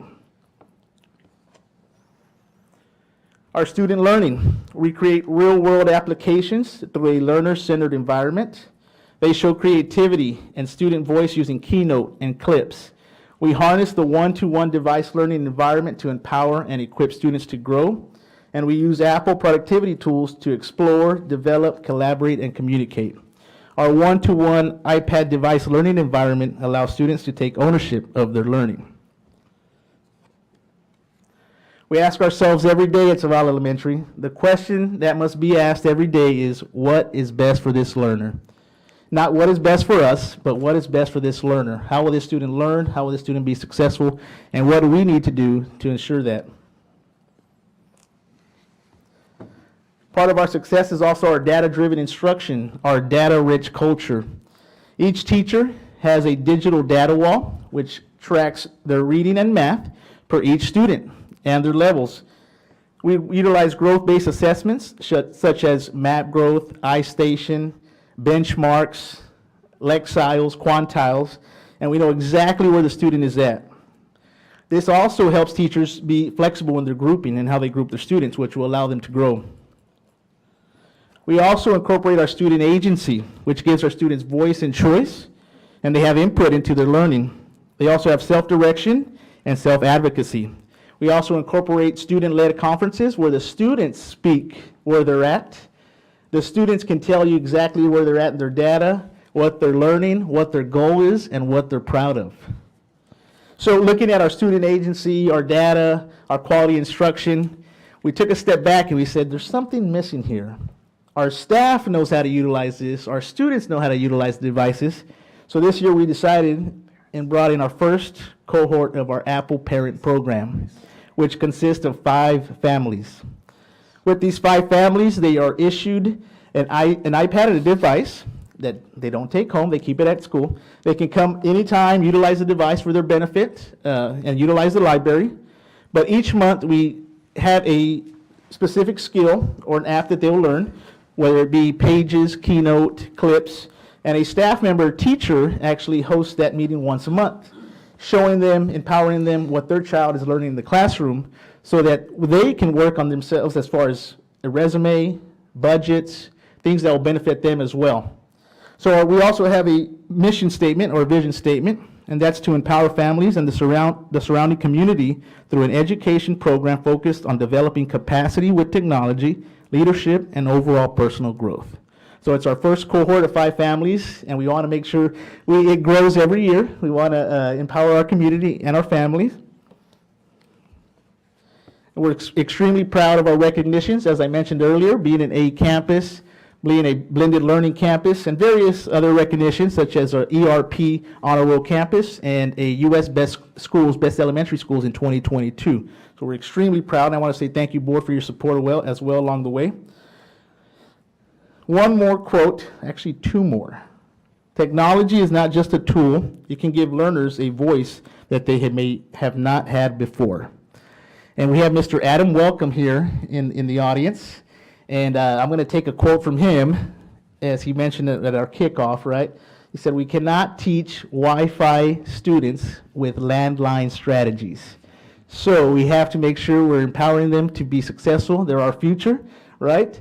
So we want to make sure that they're successful. And with that, I would like to display our video.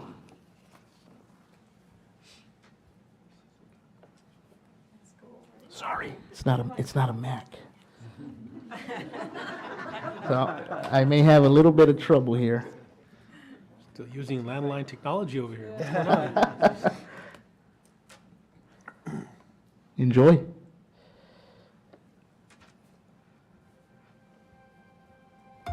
I have worked here at Zavala for the last 8 years, and the most important thing that I like about here is that this was my elementary campus as a child, so now I get to teach the kids from my schoolmates that were here with me. I get to walk the same hallways, and my girls come to this school now, so full circle.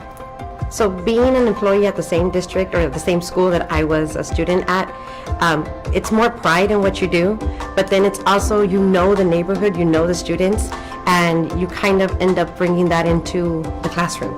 So all of those experiences that you had, you want them to relive those, and it makes you as a teacher better. So being an Apple Distinguished School, every student is issued an iPad. And in instruction time, that makes it a whole lot easier for them in terms of them being able to apply what they've learned, because then they get to choose how they want to show their learning.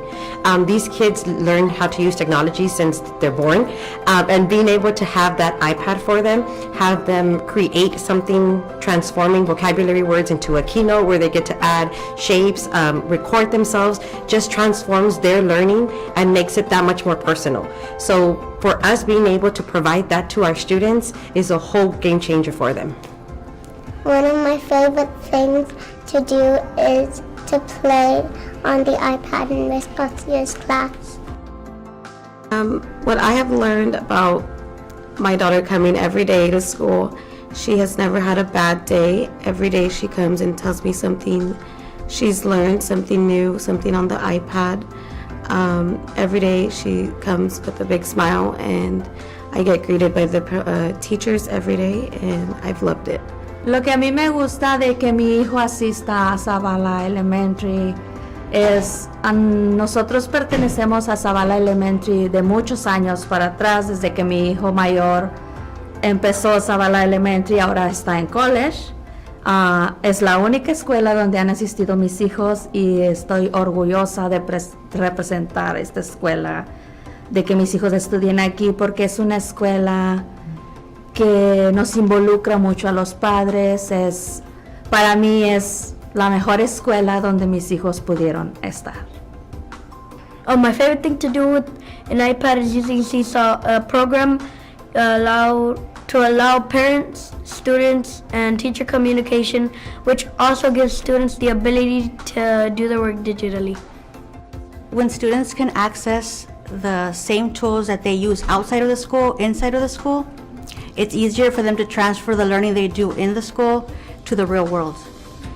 In my classroom, I learned to harness the love and enthusiasm that students naturally have for technology and redirect it towards science in a more meaningful way.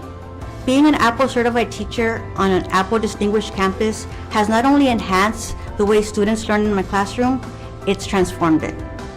Now that we're in our second term of being an Apple Distinguished School, being able to look back and reflect and see the development of students, of teachers, of myself, I think one of the greatest things that I would say is that I've been able to see our students not be afraid to take risks. They're being creative, they're pushing the envelope. They're the decision makers and what they're creating. As before, teachers were guiding, and teachers are still guiding, but now students are taking that role to own their own learning. They're presenting ideas, they're asking more questions, and so being able to see them understand what they're learning, take those risks, and be more creative has just been so rewarding for me.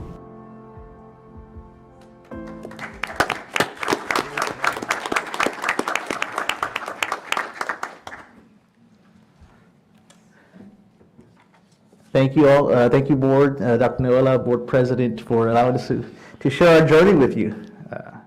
Any questions, comments? Mr. President? I'll be quick. I was just telling Dr. Pettis as we were watching this, we're like, man, these guys are already executing the strategic plan, now. But, I want to thank you all for the work you do, not just you and your leadership, Ms. Cruz, all your staff, your teachers, the parents. It was nice to see the parents in this video and being able to be engaged.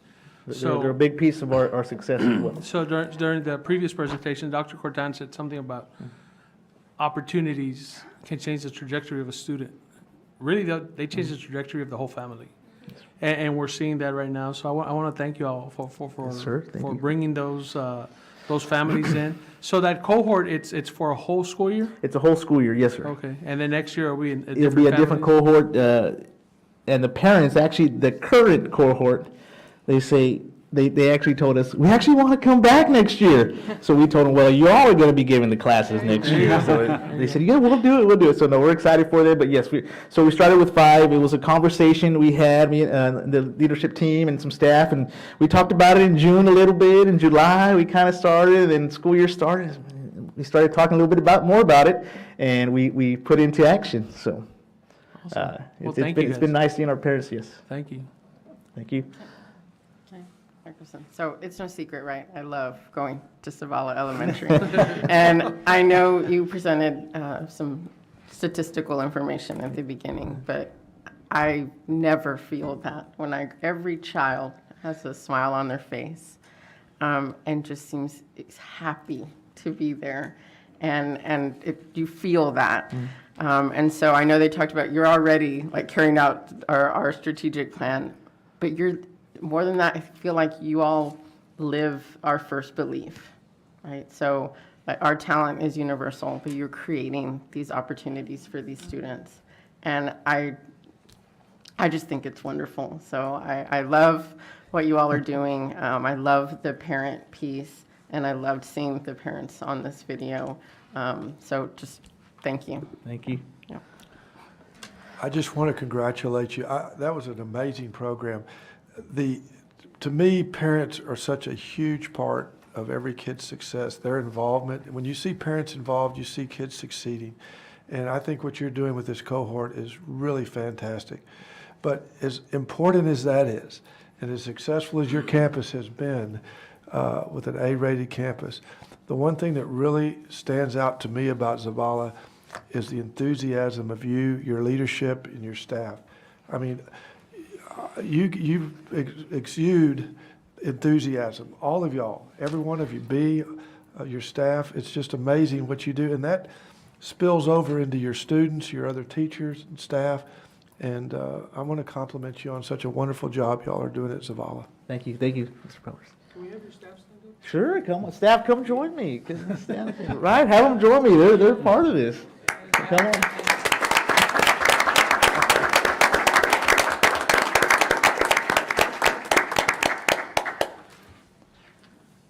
Mr. President, just a couple more comments. First of all, congrats on your Thank you. success there, and I know you're not doing it alone. It's clear to us that you guys work as a team, and everybody there at that campus, from the the custodial services to the folks working in the cafeteria, that you guys are just in a team, and everybody's just as important, and it's all in the service of your community, of your students and the community there. 303, you said? Yes, sir. Yes.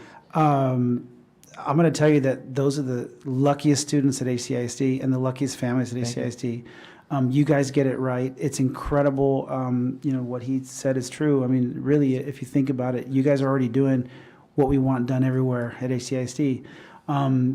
If you think about it, the talent and opportunities there's no gap at Zavala. And there's no gap not only for the students, but for the families. You're uplifting, you are really transforming these families. So I can't wait to see what these, kinder, pre-K, because you guys have pre-K all the way, to fifth grade. Pre-K 3 to fifth. Pre-K 3. I can't wait to see what these pre-K 3, all the way to fifth grades, what they're due in their future. Future physicians. I think I saw Dr. Runninger mentioned a future senator. I said president. The young man that spoke. I mean, just incredible what you're doing You gave there. me competition on my suit that day. I said, Yeah. Well, and I'll sum it up with this. I think what you have right there is your culture. Yes. And the aspirations are super high. The culture and your leadership, and it's not just you. It's like everyone there is a leader. There's talk about student agency, there's teacher agency. Yes, everybody yes, there yes. takes ownership and pride in what they do, and that's be the best for these students so that you can flip their switch, inspire them, and just And what I also love about it's not about the technology, right? These are just beautiful, amazing tools if you used right. And you use them as teams and things like that, but they're beautiful tools that get kids hooked on learning. That it's about the learning and it's about creating opportunities, and so that's what I love. We get that right. So often schools get that wrong, and it becomes about the tool. So thank you for getting it right. Thank you for just creating unlimited opportunities and possibilities, because again, these kids are going to be future, educators, pharmacists, physicians, nurses, whatever they want to be, and it's all because of the teaching and the delightful learning environment that you're creating there at Zavala. So congratulations. Thank you, Dr. Perez.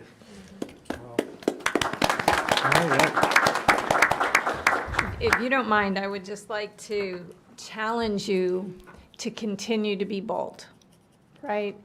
What that strategic plan that you mentioned gives you the permission to do is just what you're doing, and then the next thing, and then the next thing, and then the next thing, right? We know the incredible talent, dedication, right? Inspiration, empowerment, engagement that's happening at Zavala. So we're looking to you to continue to lead, right? you. Like this parent program, it's incredible, right? A bold move, making it work. And so please just continue to be bold. That's what we need. We're looking to Zavala to lead as you have been. So thank you so much. Thank you, Dr. Perez. Can we, Dr. Nayola, can we just build another 30 stories on top of Zavala and put our whole district there? I mean, can't we just do that? I don't know. Anyway, think about it. Just a thought. That's bold.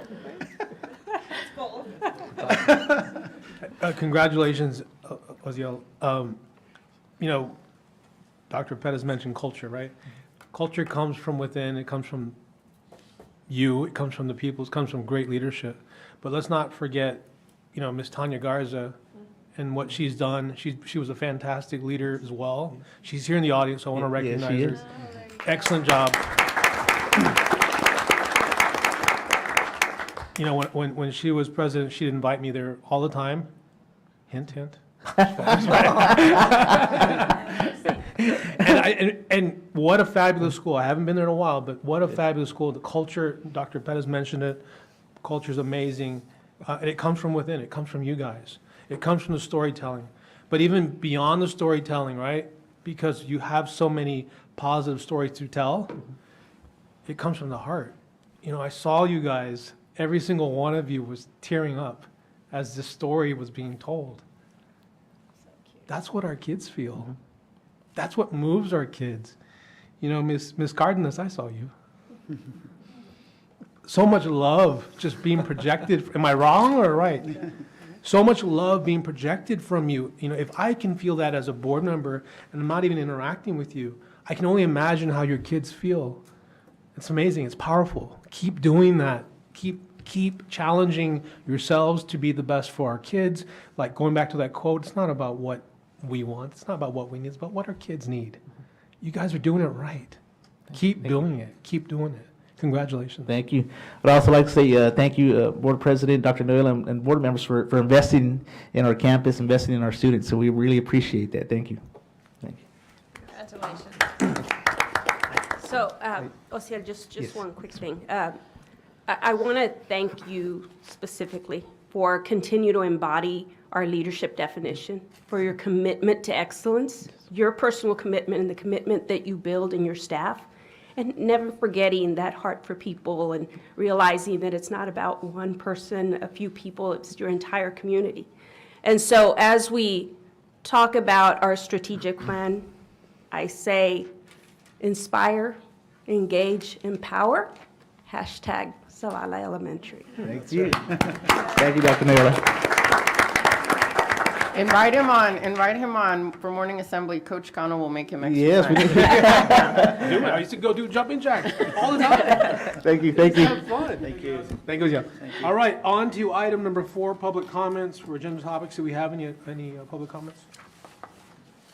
Mr. President, there are no requests for public comments for agenda topics. All right, on to item number 5, public audience for non-agenda topics. Do we have any? There are no requests for a public audience for non-agenda topics. Okay, and on to item number 6A, approval of consent calendar. So we're going to do all this? No, just that. Okay, just 6A. A consideration for approval of proclamations. Or, Mr. President, for, Yep. move approval of the consent calendar as presented. Second. All right, we have a motion by Dr. Pettis, second by Greg Powers. Any discussion? All those in favor say aye. Aye. Any opposition? Motion carries. All right, so all this, right? Going on to number 7, matters relating to transformation and school support. Transforming Teaching and Learning Committee report. Wait. You got to go back Yes, to no, B. no, it was approval. The minutes? The minutes and everything? Yeah, they're in there too. Oh, okay. Transforming Teaching and Learning Committee report, Dr. Alicia Nola. Thank you, Mr. President. Last week on Tuesday, February 7th, we had 2 items that we brought to our Transforming Teaching and Learning Committee. The first one was a presentation by Ms. Dalia Garcia, our Associate Superintendent for Data Governance and Outcomes, as well as Jaime Reyes, who is our Coordinator for Networking and Cybersecurity. And so we took last Tuesday as an opportunity to share with the board the roadmap that we are using to address cybersecurity. What is that strategy that we're using in our district to ensure that we are keeping our students' and families' data safe? We are continuously seeing in the media and so forth just the impact that cybersecurity and hackers and so forth are having on businesses, and now the focus is moving to schools. And so I want to thank Dalia and Mr. Reyes for all the work that they're doing to ensure the safety of our students and our families as well as our community. The second item was a preview of what you saw today. It was an opportunity for our strategic plan committee to share with our board how the work was progressing with our strategic plan. And, celebration tonight, we had an opportunity to see all of that work come to fruition. And so super proud and grateful for all that work. Want to recognize Dr. Corton again for her amazing leadership in this process, as well as all of our committee and the folks that helped along the way. Super excited about what's to come, what the next 10 years will look like. I told the committee, just like Dr. Monreal talked about, because she was on our strategic plan 10 years ago. And I'm sure 10 years ago, she never imagined that we would be where we are now. And so I shared that with our strategic plan committee as well. Today they are words on paper. 10 years from now, what will our district be? And that's the excitement about tonight and what lays ahead. Want to turn it over to Dr. Reiniger, and Mr. Leon is not with us this evening, but you are a member of our committee. I'll turn it over to you for any comments. Thank you. There was, as always, Transforming Teaching and Learning Committee gives the board members and audience at those committees just really insight and opportunity to ask questions. And as Dr. Noyola pointed out, the first agenda item being around cybersecurity and the strategies that our district puts in place, not only I don't even know if I want to call it strategies, the very comprehensive, systematic plan that our district has in place.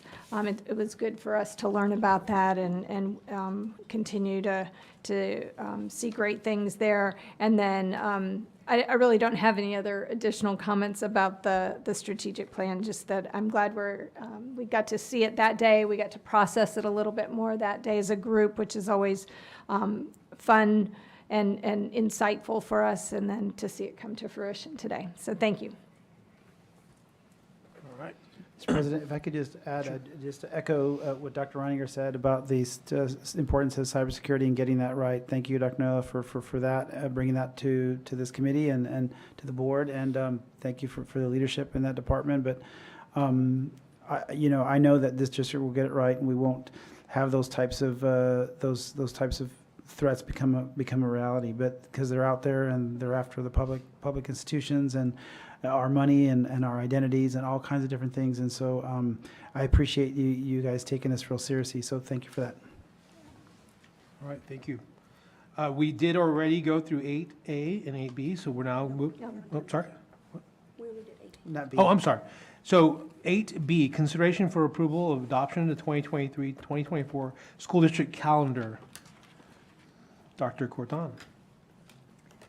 Mr. President, board members, Dr. Noyola, administration, and audience. This evening, we're coming forward with to ask the board to consider the adoption of our 23-24 academic calendar.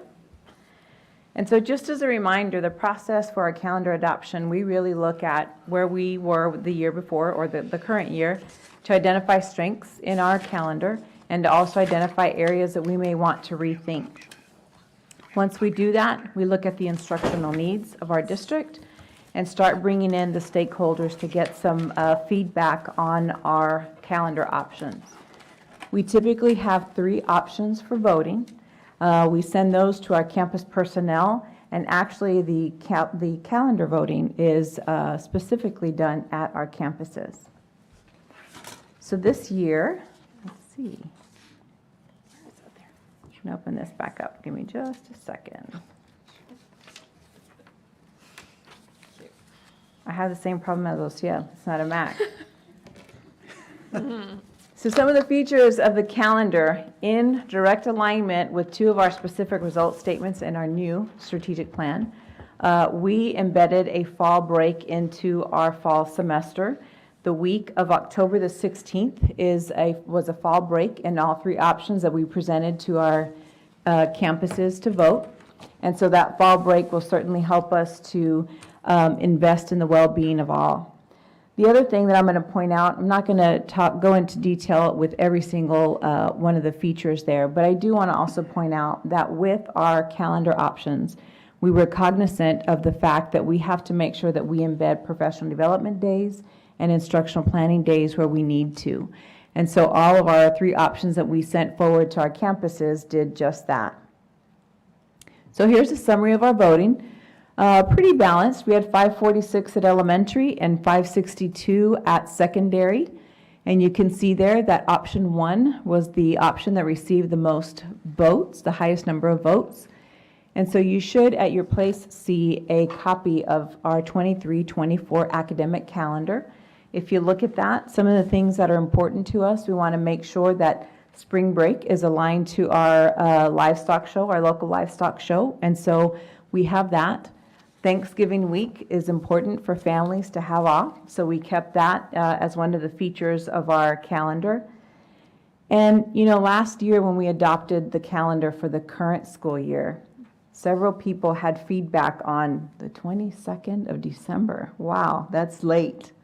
Well, let me tell you, all of our senior team members went to campuses the day we got back in January. What a different story. Everybody said, please keep it. I don't know what the options are going to look like, but please keep it. They absolutely loved it. So this coming year, with the 23-24 academic calendar, the one that we're proposing has a later return date in January. It gave people a true break with 3 weekends. So we kept that. And then, of course, Good Friday is a holiday for all of our district, and Easter Monday is a student holiday. And then lastly, the end of the school year and our graduations will take place prior to the Memorial Day weekend. I want to certainly take a minute to thank all of our campus people that voted. Right over 1,100 of our votes came through. And so if there aren't any questions or feedback, then I'll open it up to questions and feedback before we move into the recommendation. Any questions? I do have a question, Mr. President. Can you help me understand when we started doing that fall break in October and the Sure. rationale for that and when it was started? Because I don't remember that. So this is actually the first time that we Oh, this is the first proposed that, yes, sir. So this is the first time that we've done it. So several pieces of data that we looked at. You know, we want to make sure that we're going to address the well-being for all. And it seems like in October, all of the data that we looked at, both students and employees, something different happened in October. They were hitting this point in the school year in that fall semester where it was getting pretty challenging to continue. And so based on that and all of the feedback from our internal stakeholders, we asked about, like, if you think about well-being, first of all, teachers said, can we please have one day a month where we either have a district holiday or you give us time to do instructional planning or professional development. So we were able to plug that in for the most part. But more than anything, it was looking at the data of our students, certainly looking at performance, looking at behavior. All of those pieces of data pointed to the fact that October is the prime time to have a fall break. The other thing too is that it's right in between the first and the second quarters. So just like in the spring, when we have spring break, it's between the third and fourth. It's a good way to end that first quarter and then come back refreshed and ready to go. And you know, I think of spring is always a fun time for teachers and students, right? But spring break seems to give them enough of a break. Then they come back, they're refreshed and like, all right, we're going to push through the rest of the school year. So that's really why. Well, thank you for that. And obviously, it seems like there's best practices. There's other districts throughout the state and country that do this kind of thing. There are, and as we looked at district calendars, there are more and more districts going to a fall break. But even at the post-secondary level, it's starting to be a topic that they're discussing. Wow. This fall, we had several of our alumni come back, and when we would see them, they'd say, I'm here for fall break. I'm like, what is fall break? That's all. And so that's kind of how we came up with that whole notion of a fall break. Thank you so much. Yes. Any other questions? I'd like to move approval of the 2023-2024 school district calendar as presented. All right, I have a motion by Dr. Reiniger. I'll second. A second by Eladio Jaimes or Gina, I don't know who it was.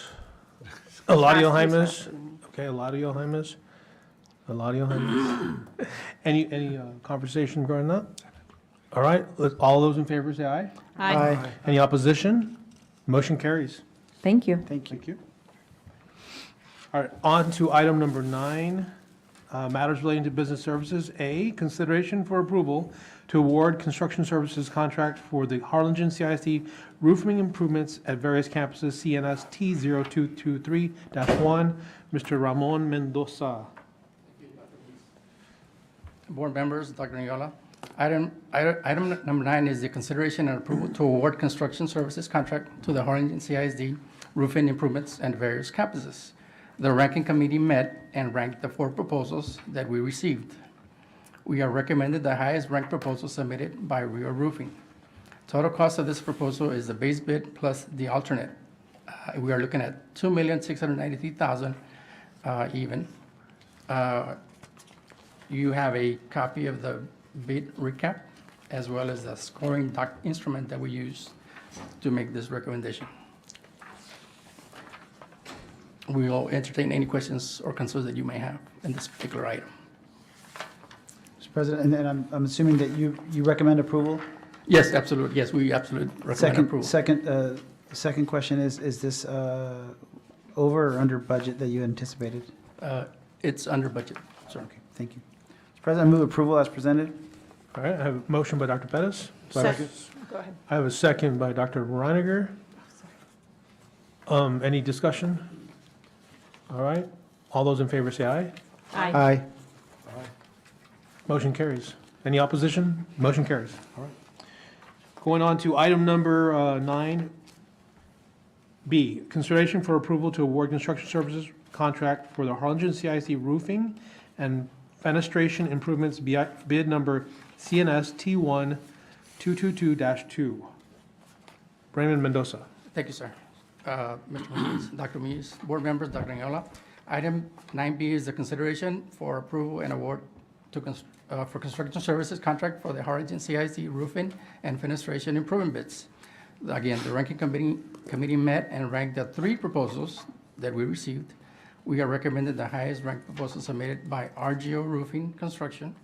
The total cost of this proposal is base bid plus alternates. We're looking at $4,633,600. This particular bid, as well as the previous one, are being funded by ESSER funds as well. And we certainly recommend approval and entertain any questions that you may have. Do I have a motion? I move approval.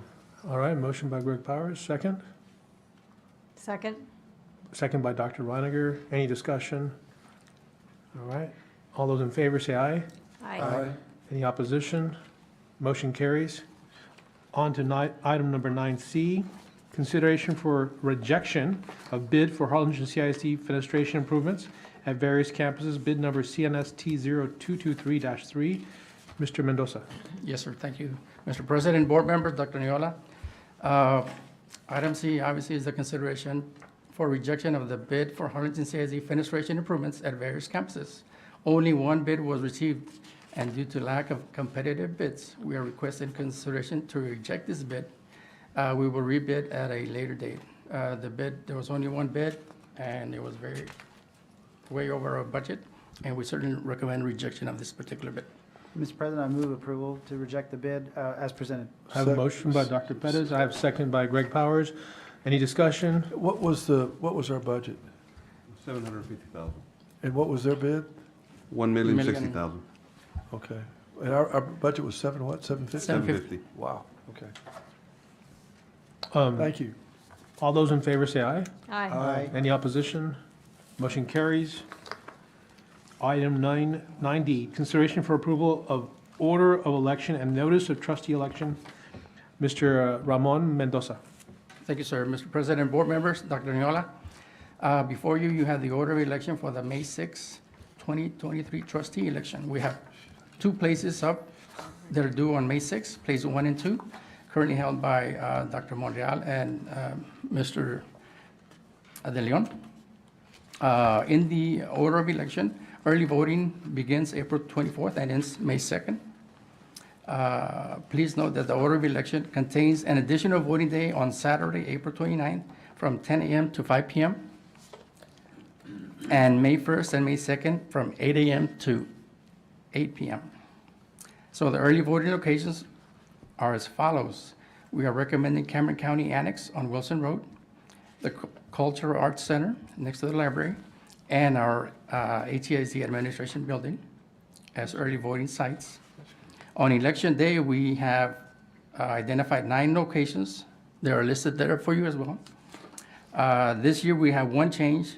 The Dishman side will be moved to the Combs Municipal Complex. They are having an election, and we think we'll have more turnout at their location. All right. We certainly recommend approval of the Do I have a order. motion? I move we approve it as submitted. Motion by Greg Powers, second by Eladio Jaimes. Any discussion? All those in favor say aye. Aye. Any opposition? Motion carries.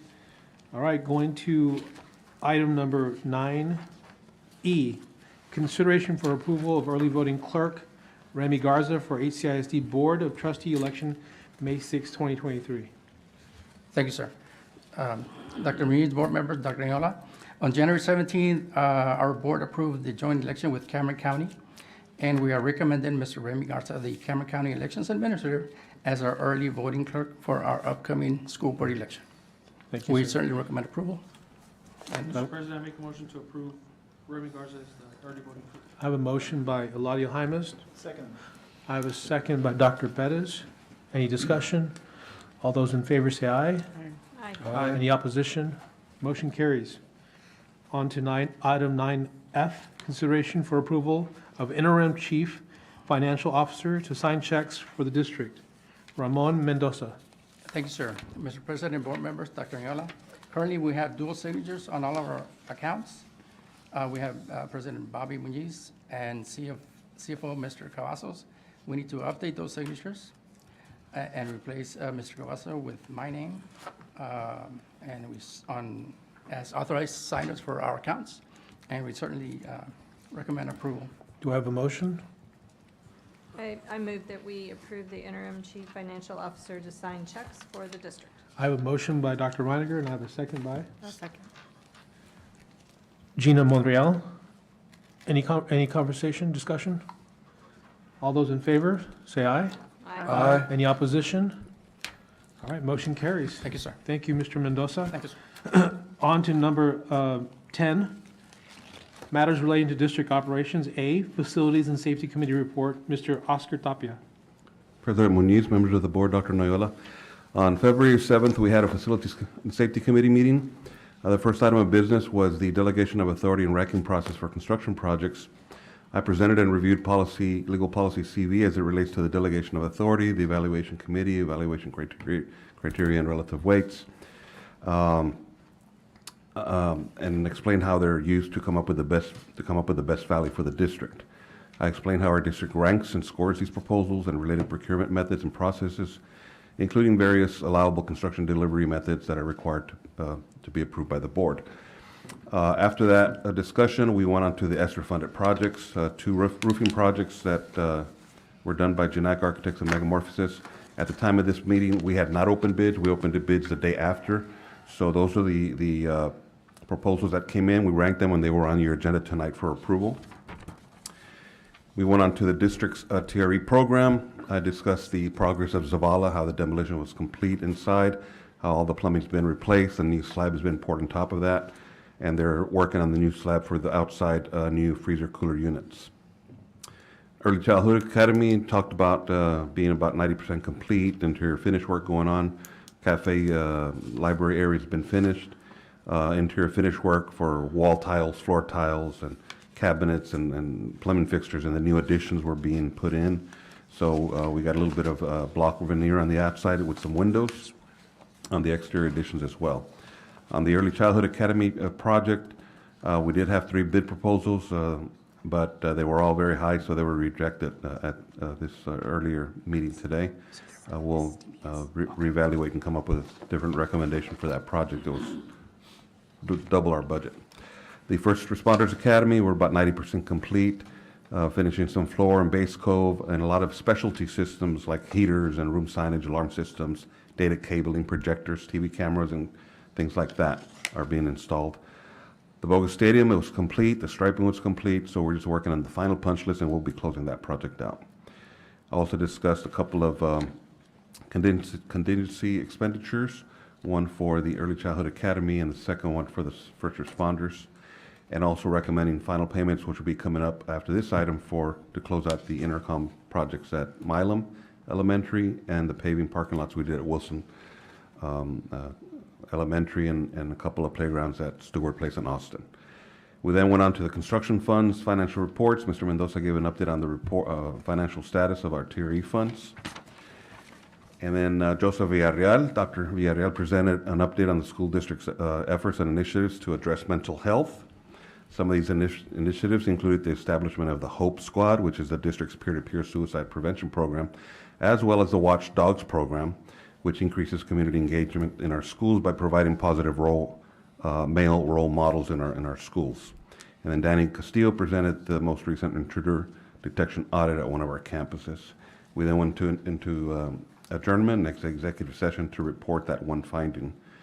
and then we adjourned the meeting. So at this time, I'll turn it over to Dr. Reininger if she has anything else to add, and then we'll entertain any questions. Thank you.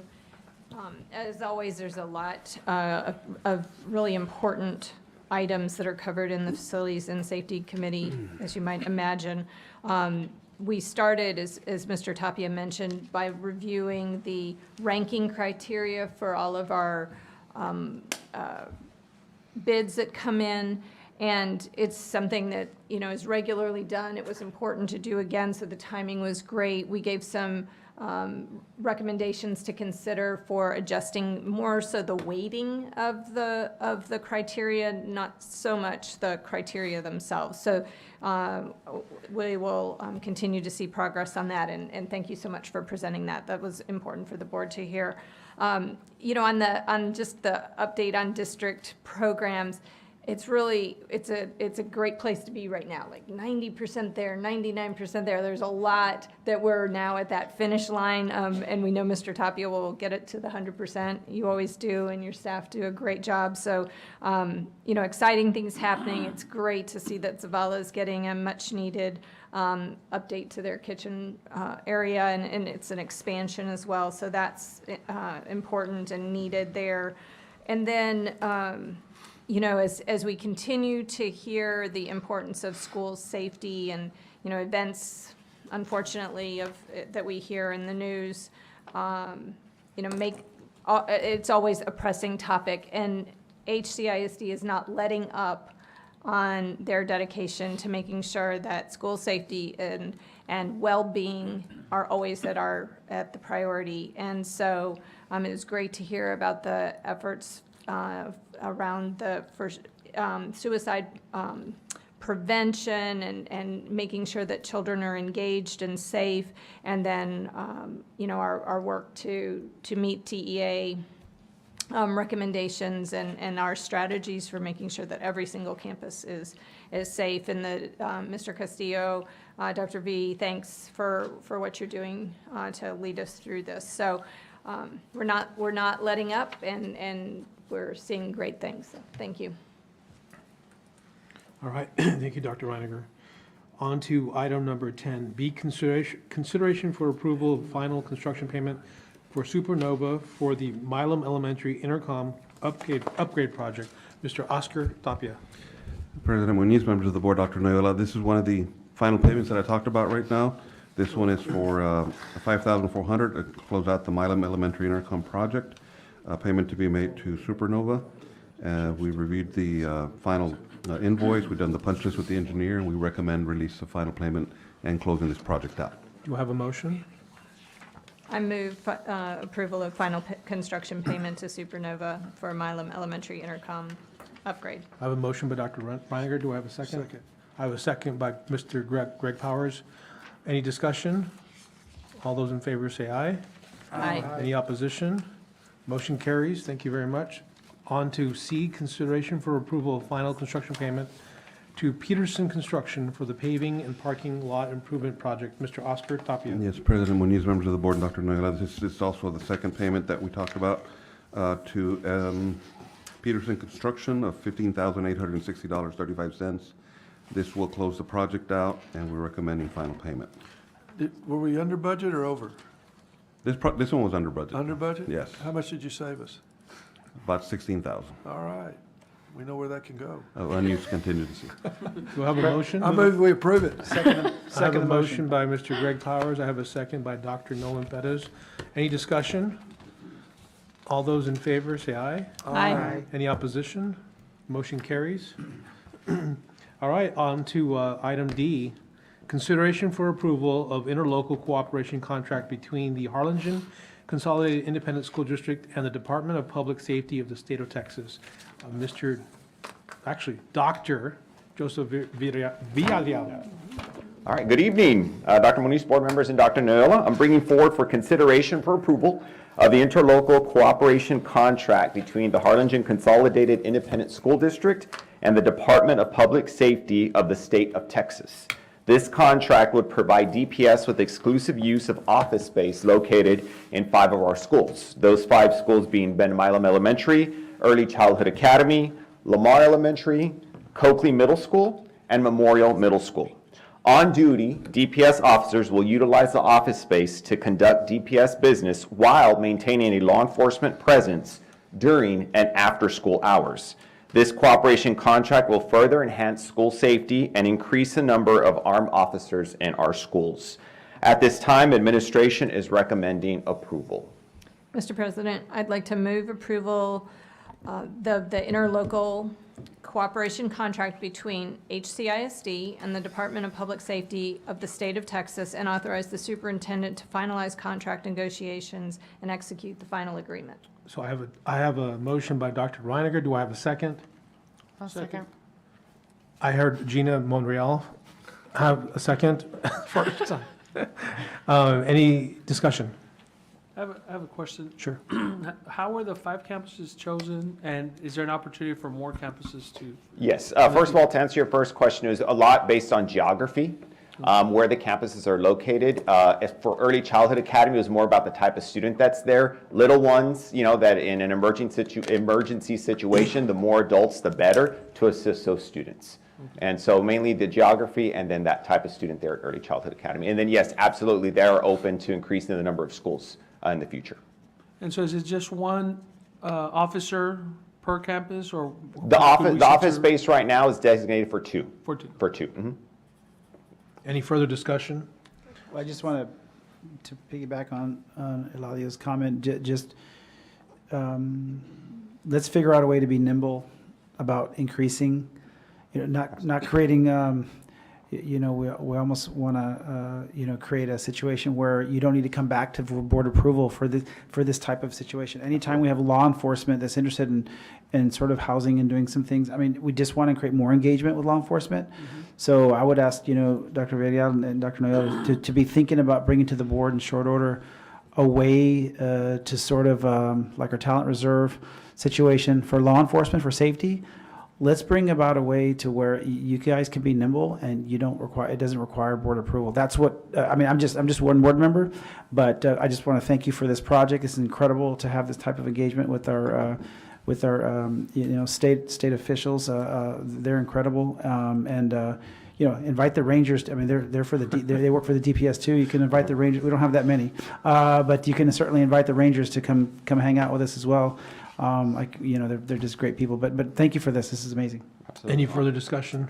Also, just on the whole tell our story part, can we do something to get this piece out? Definitely. And make sure the community knows Most that definitely. we have this partnership. Cuéntalo. Cuéntalo, there you go. And I'll make a quick comment as well. There's an officer, a sheriff at Stewart Place Elementary, and I went in there and talked to him, and he knows all the students' names. Mm-hmm. It's pretty cool how that happens. I don't know that telling our story, I don't know that our parents realize that, but that engagement is pretty powerful. They feel comfortable, they feel safe. Inspiring. And it is inspiring. And one of the things that he told me was, it's really nice because generally speaking, parents always say, look, if you don't behave, I'm going to take you to that police officer, right? And that's the worst thing to say, right? We teach our kids to be fearful of the police or police department, sheriff, et cetera. And in this situation, his point was, listen, I'm becoming friends with these guys and they're trusting me. I think it's awesome. I think it's part of the story. Any other discussion? On that comment, I remember when former Texas Ranger Mike Ramirez was a teacher at Cano, that was the most well-behaved campus for 2 years, for a year and a half, if I remember, anyone serves me correctly, but 2 years. Incredible. And of course, we lost him back to OIG, the state of Texas. Again, but he's doing an incredible job in service to the state of Texas. But in any event, it is true. This is a big deal for us. So well said. Yeah. All those let's continue to vote. All those in favor say aye. Aye. Any opposition? You better not, right? All right. Motion carries. Thank you. Thank you. All right. At this point in time, thank you, Dr. Villarreal. At this point in time, we are adjourning to close or executive session pursuant to Texas Government Code Sections 551.071, 551.072, 551.074, and 551.082, the Opens Meeting Act for the following purposes: to discuss employment of teachers and other professional staff. We are now in closed session.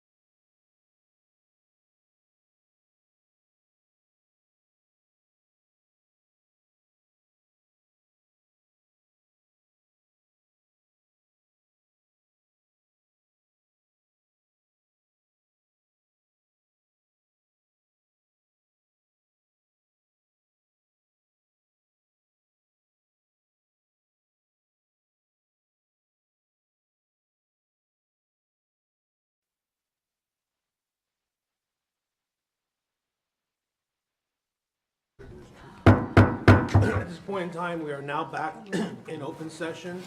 The time is 8:31, and we are going to be moving on to item number 12A, consider employment of teachers and other professional staff. Do I have a motion? I move we approve staff is recommended in closed session. Do I have a second? Second. I have a motion by Greg Powers. I have a second by Dr. Gina Monreal. Any discussion? All those in favor say aye. Aye. All right. Any opposition? Motion carries. At this point in time, the meeting is adjourned, 8:32. Thank you.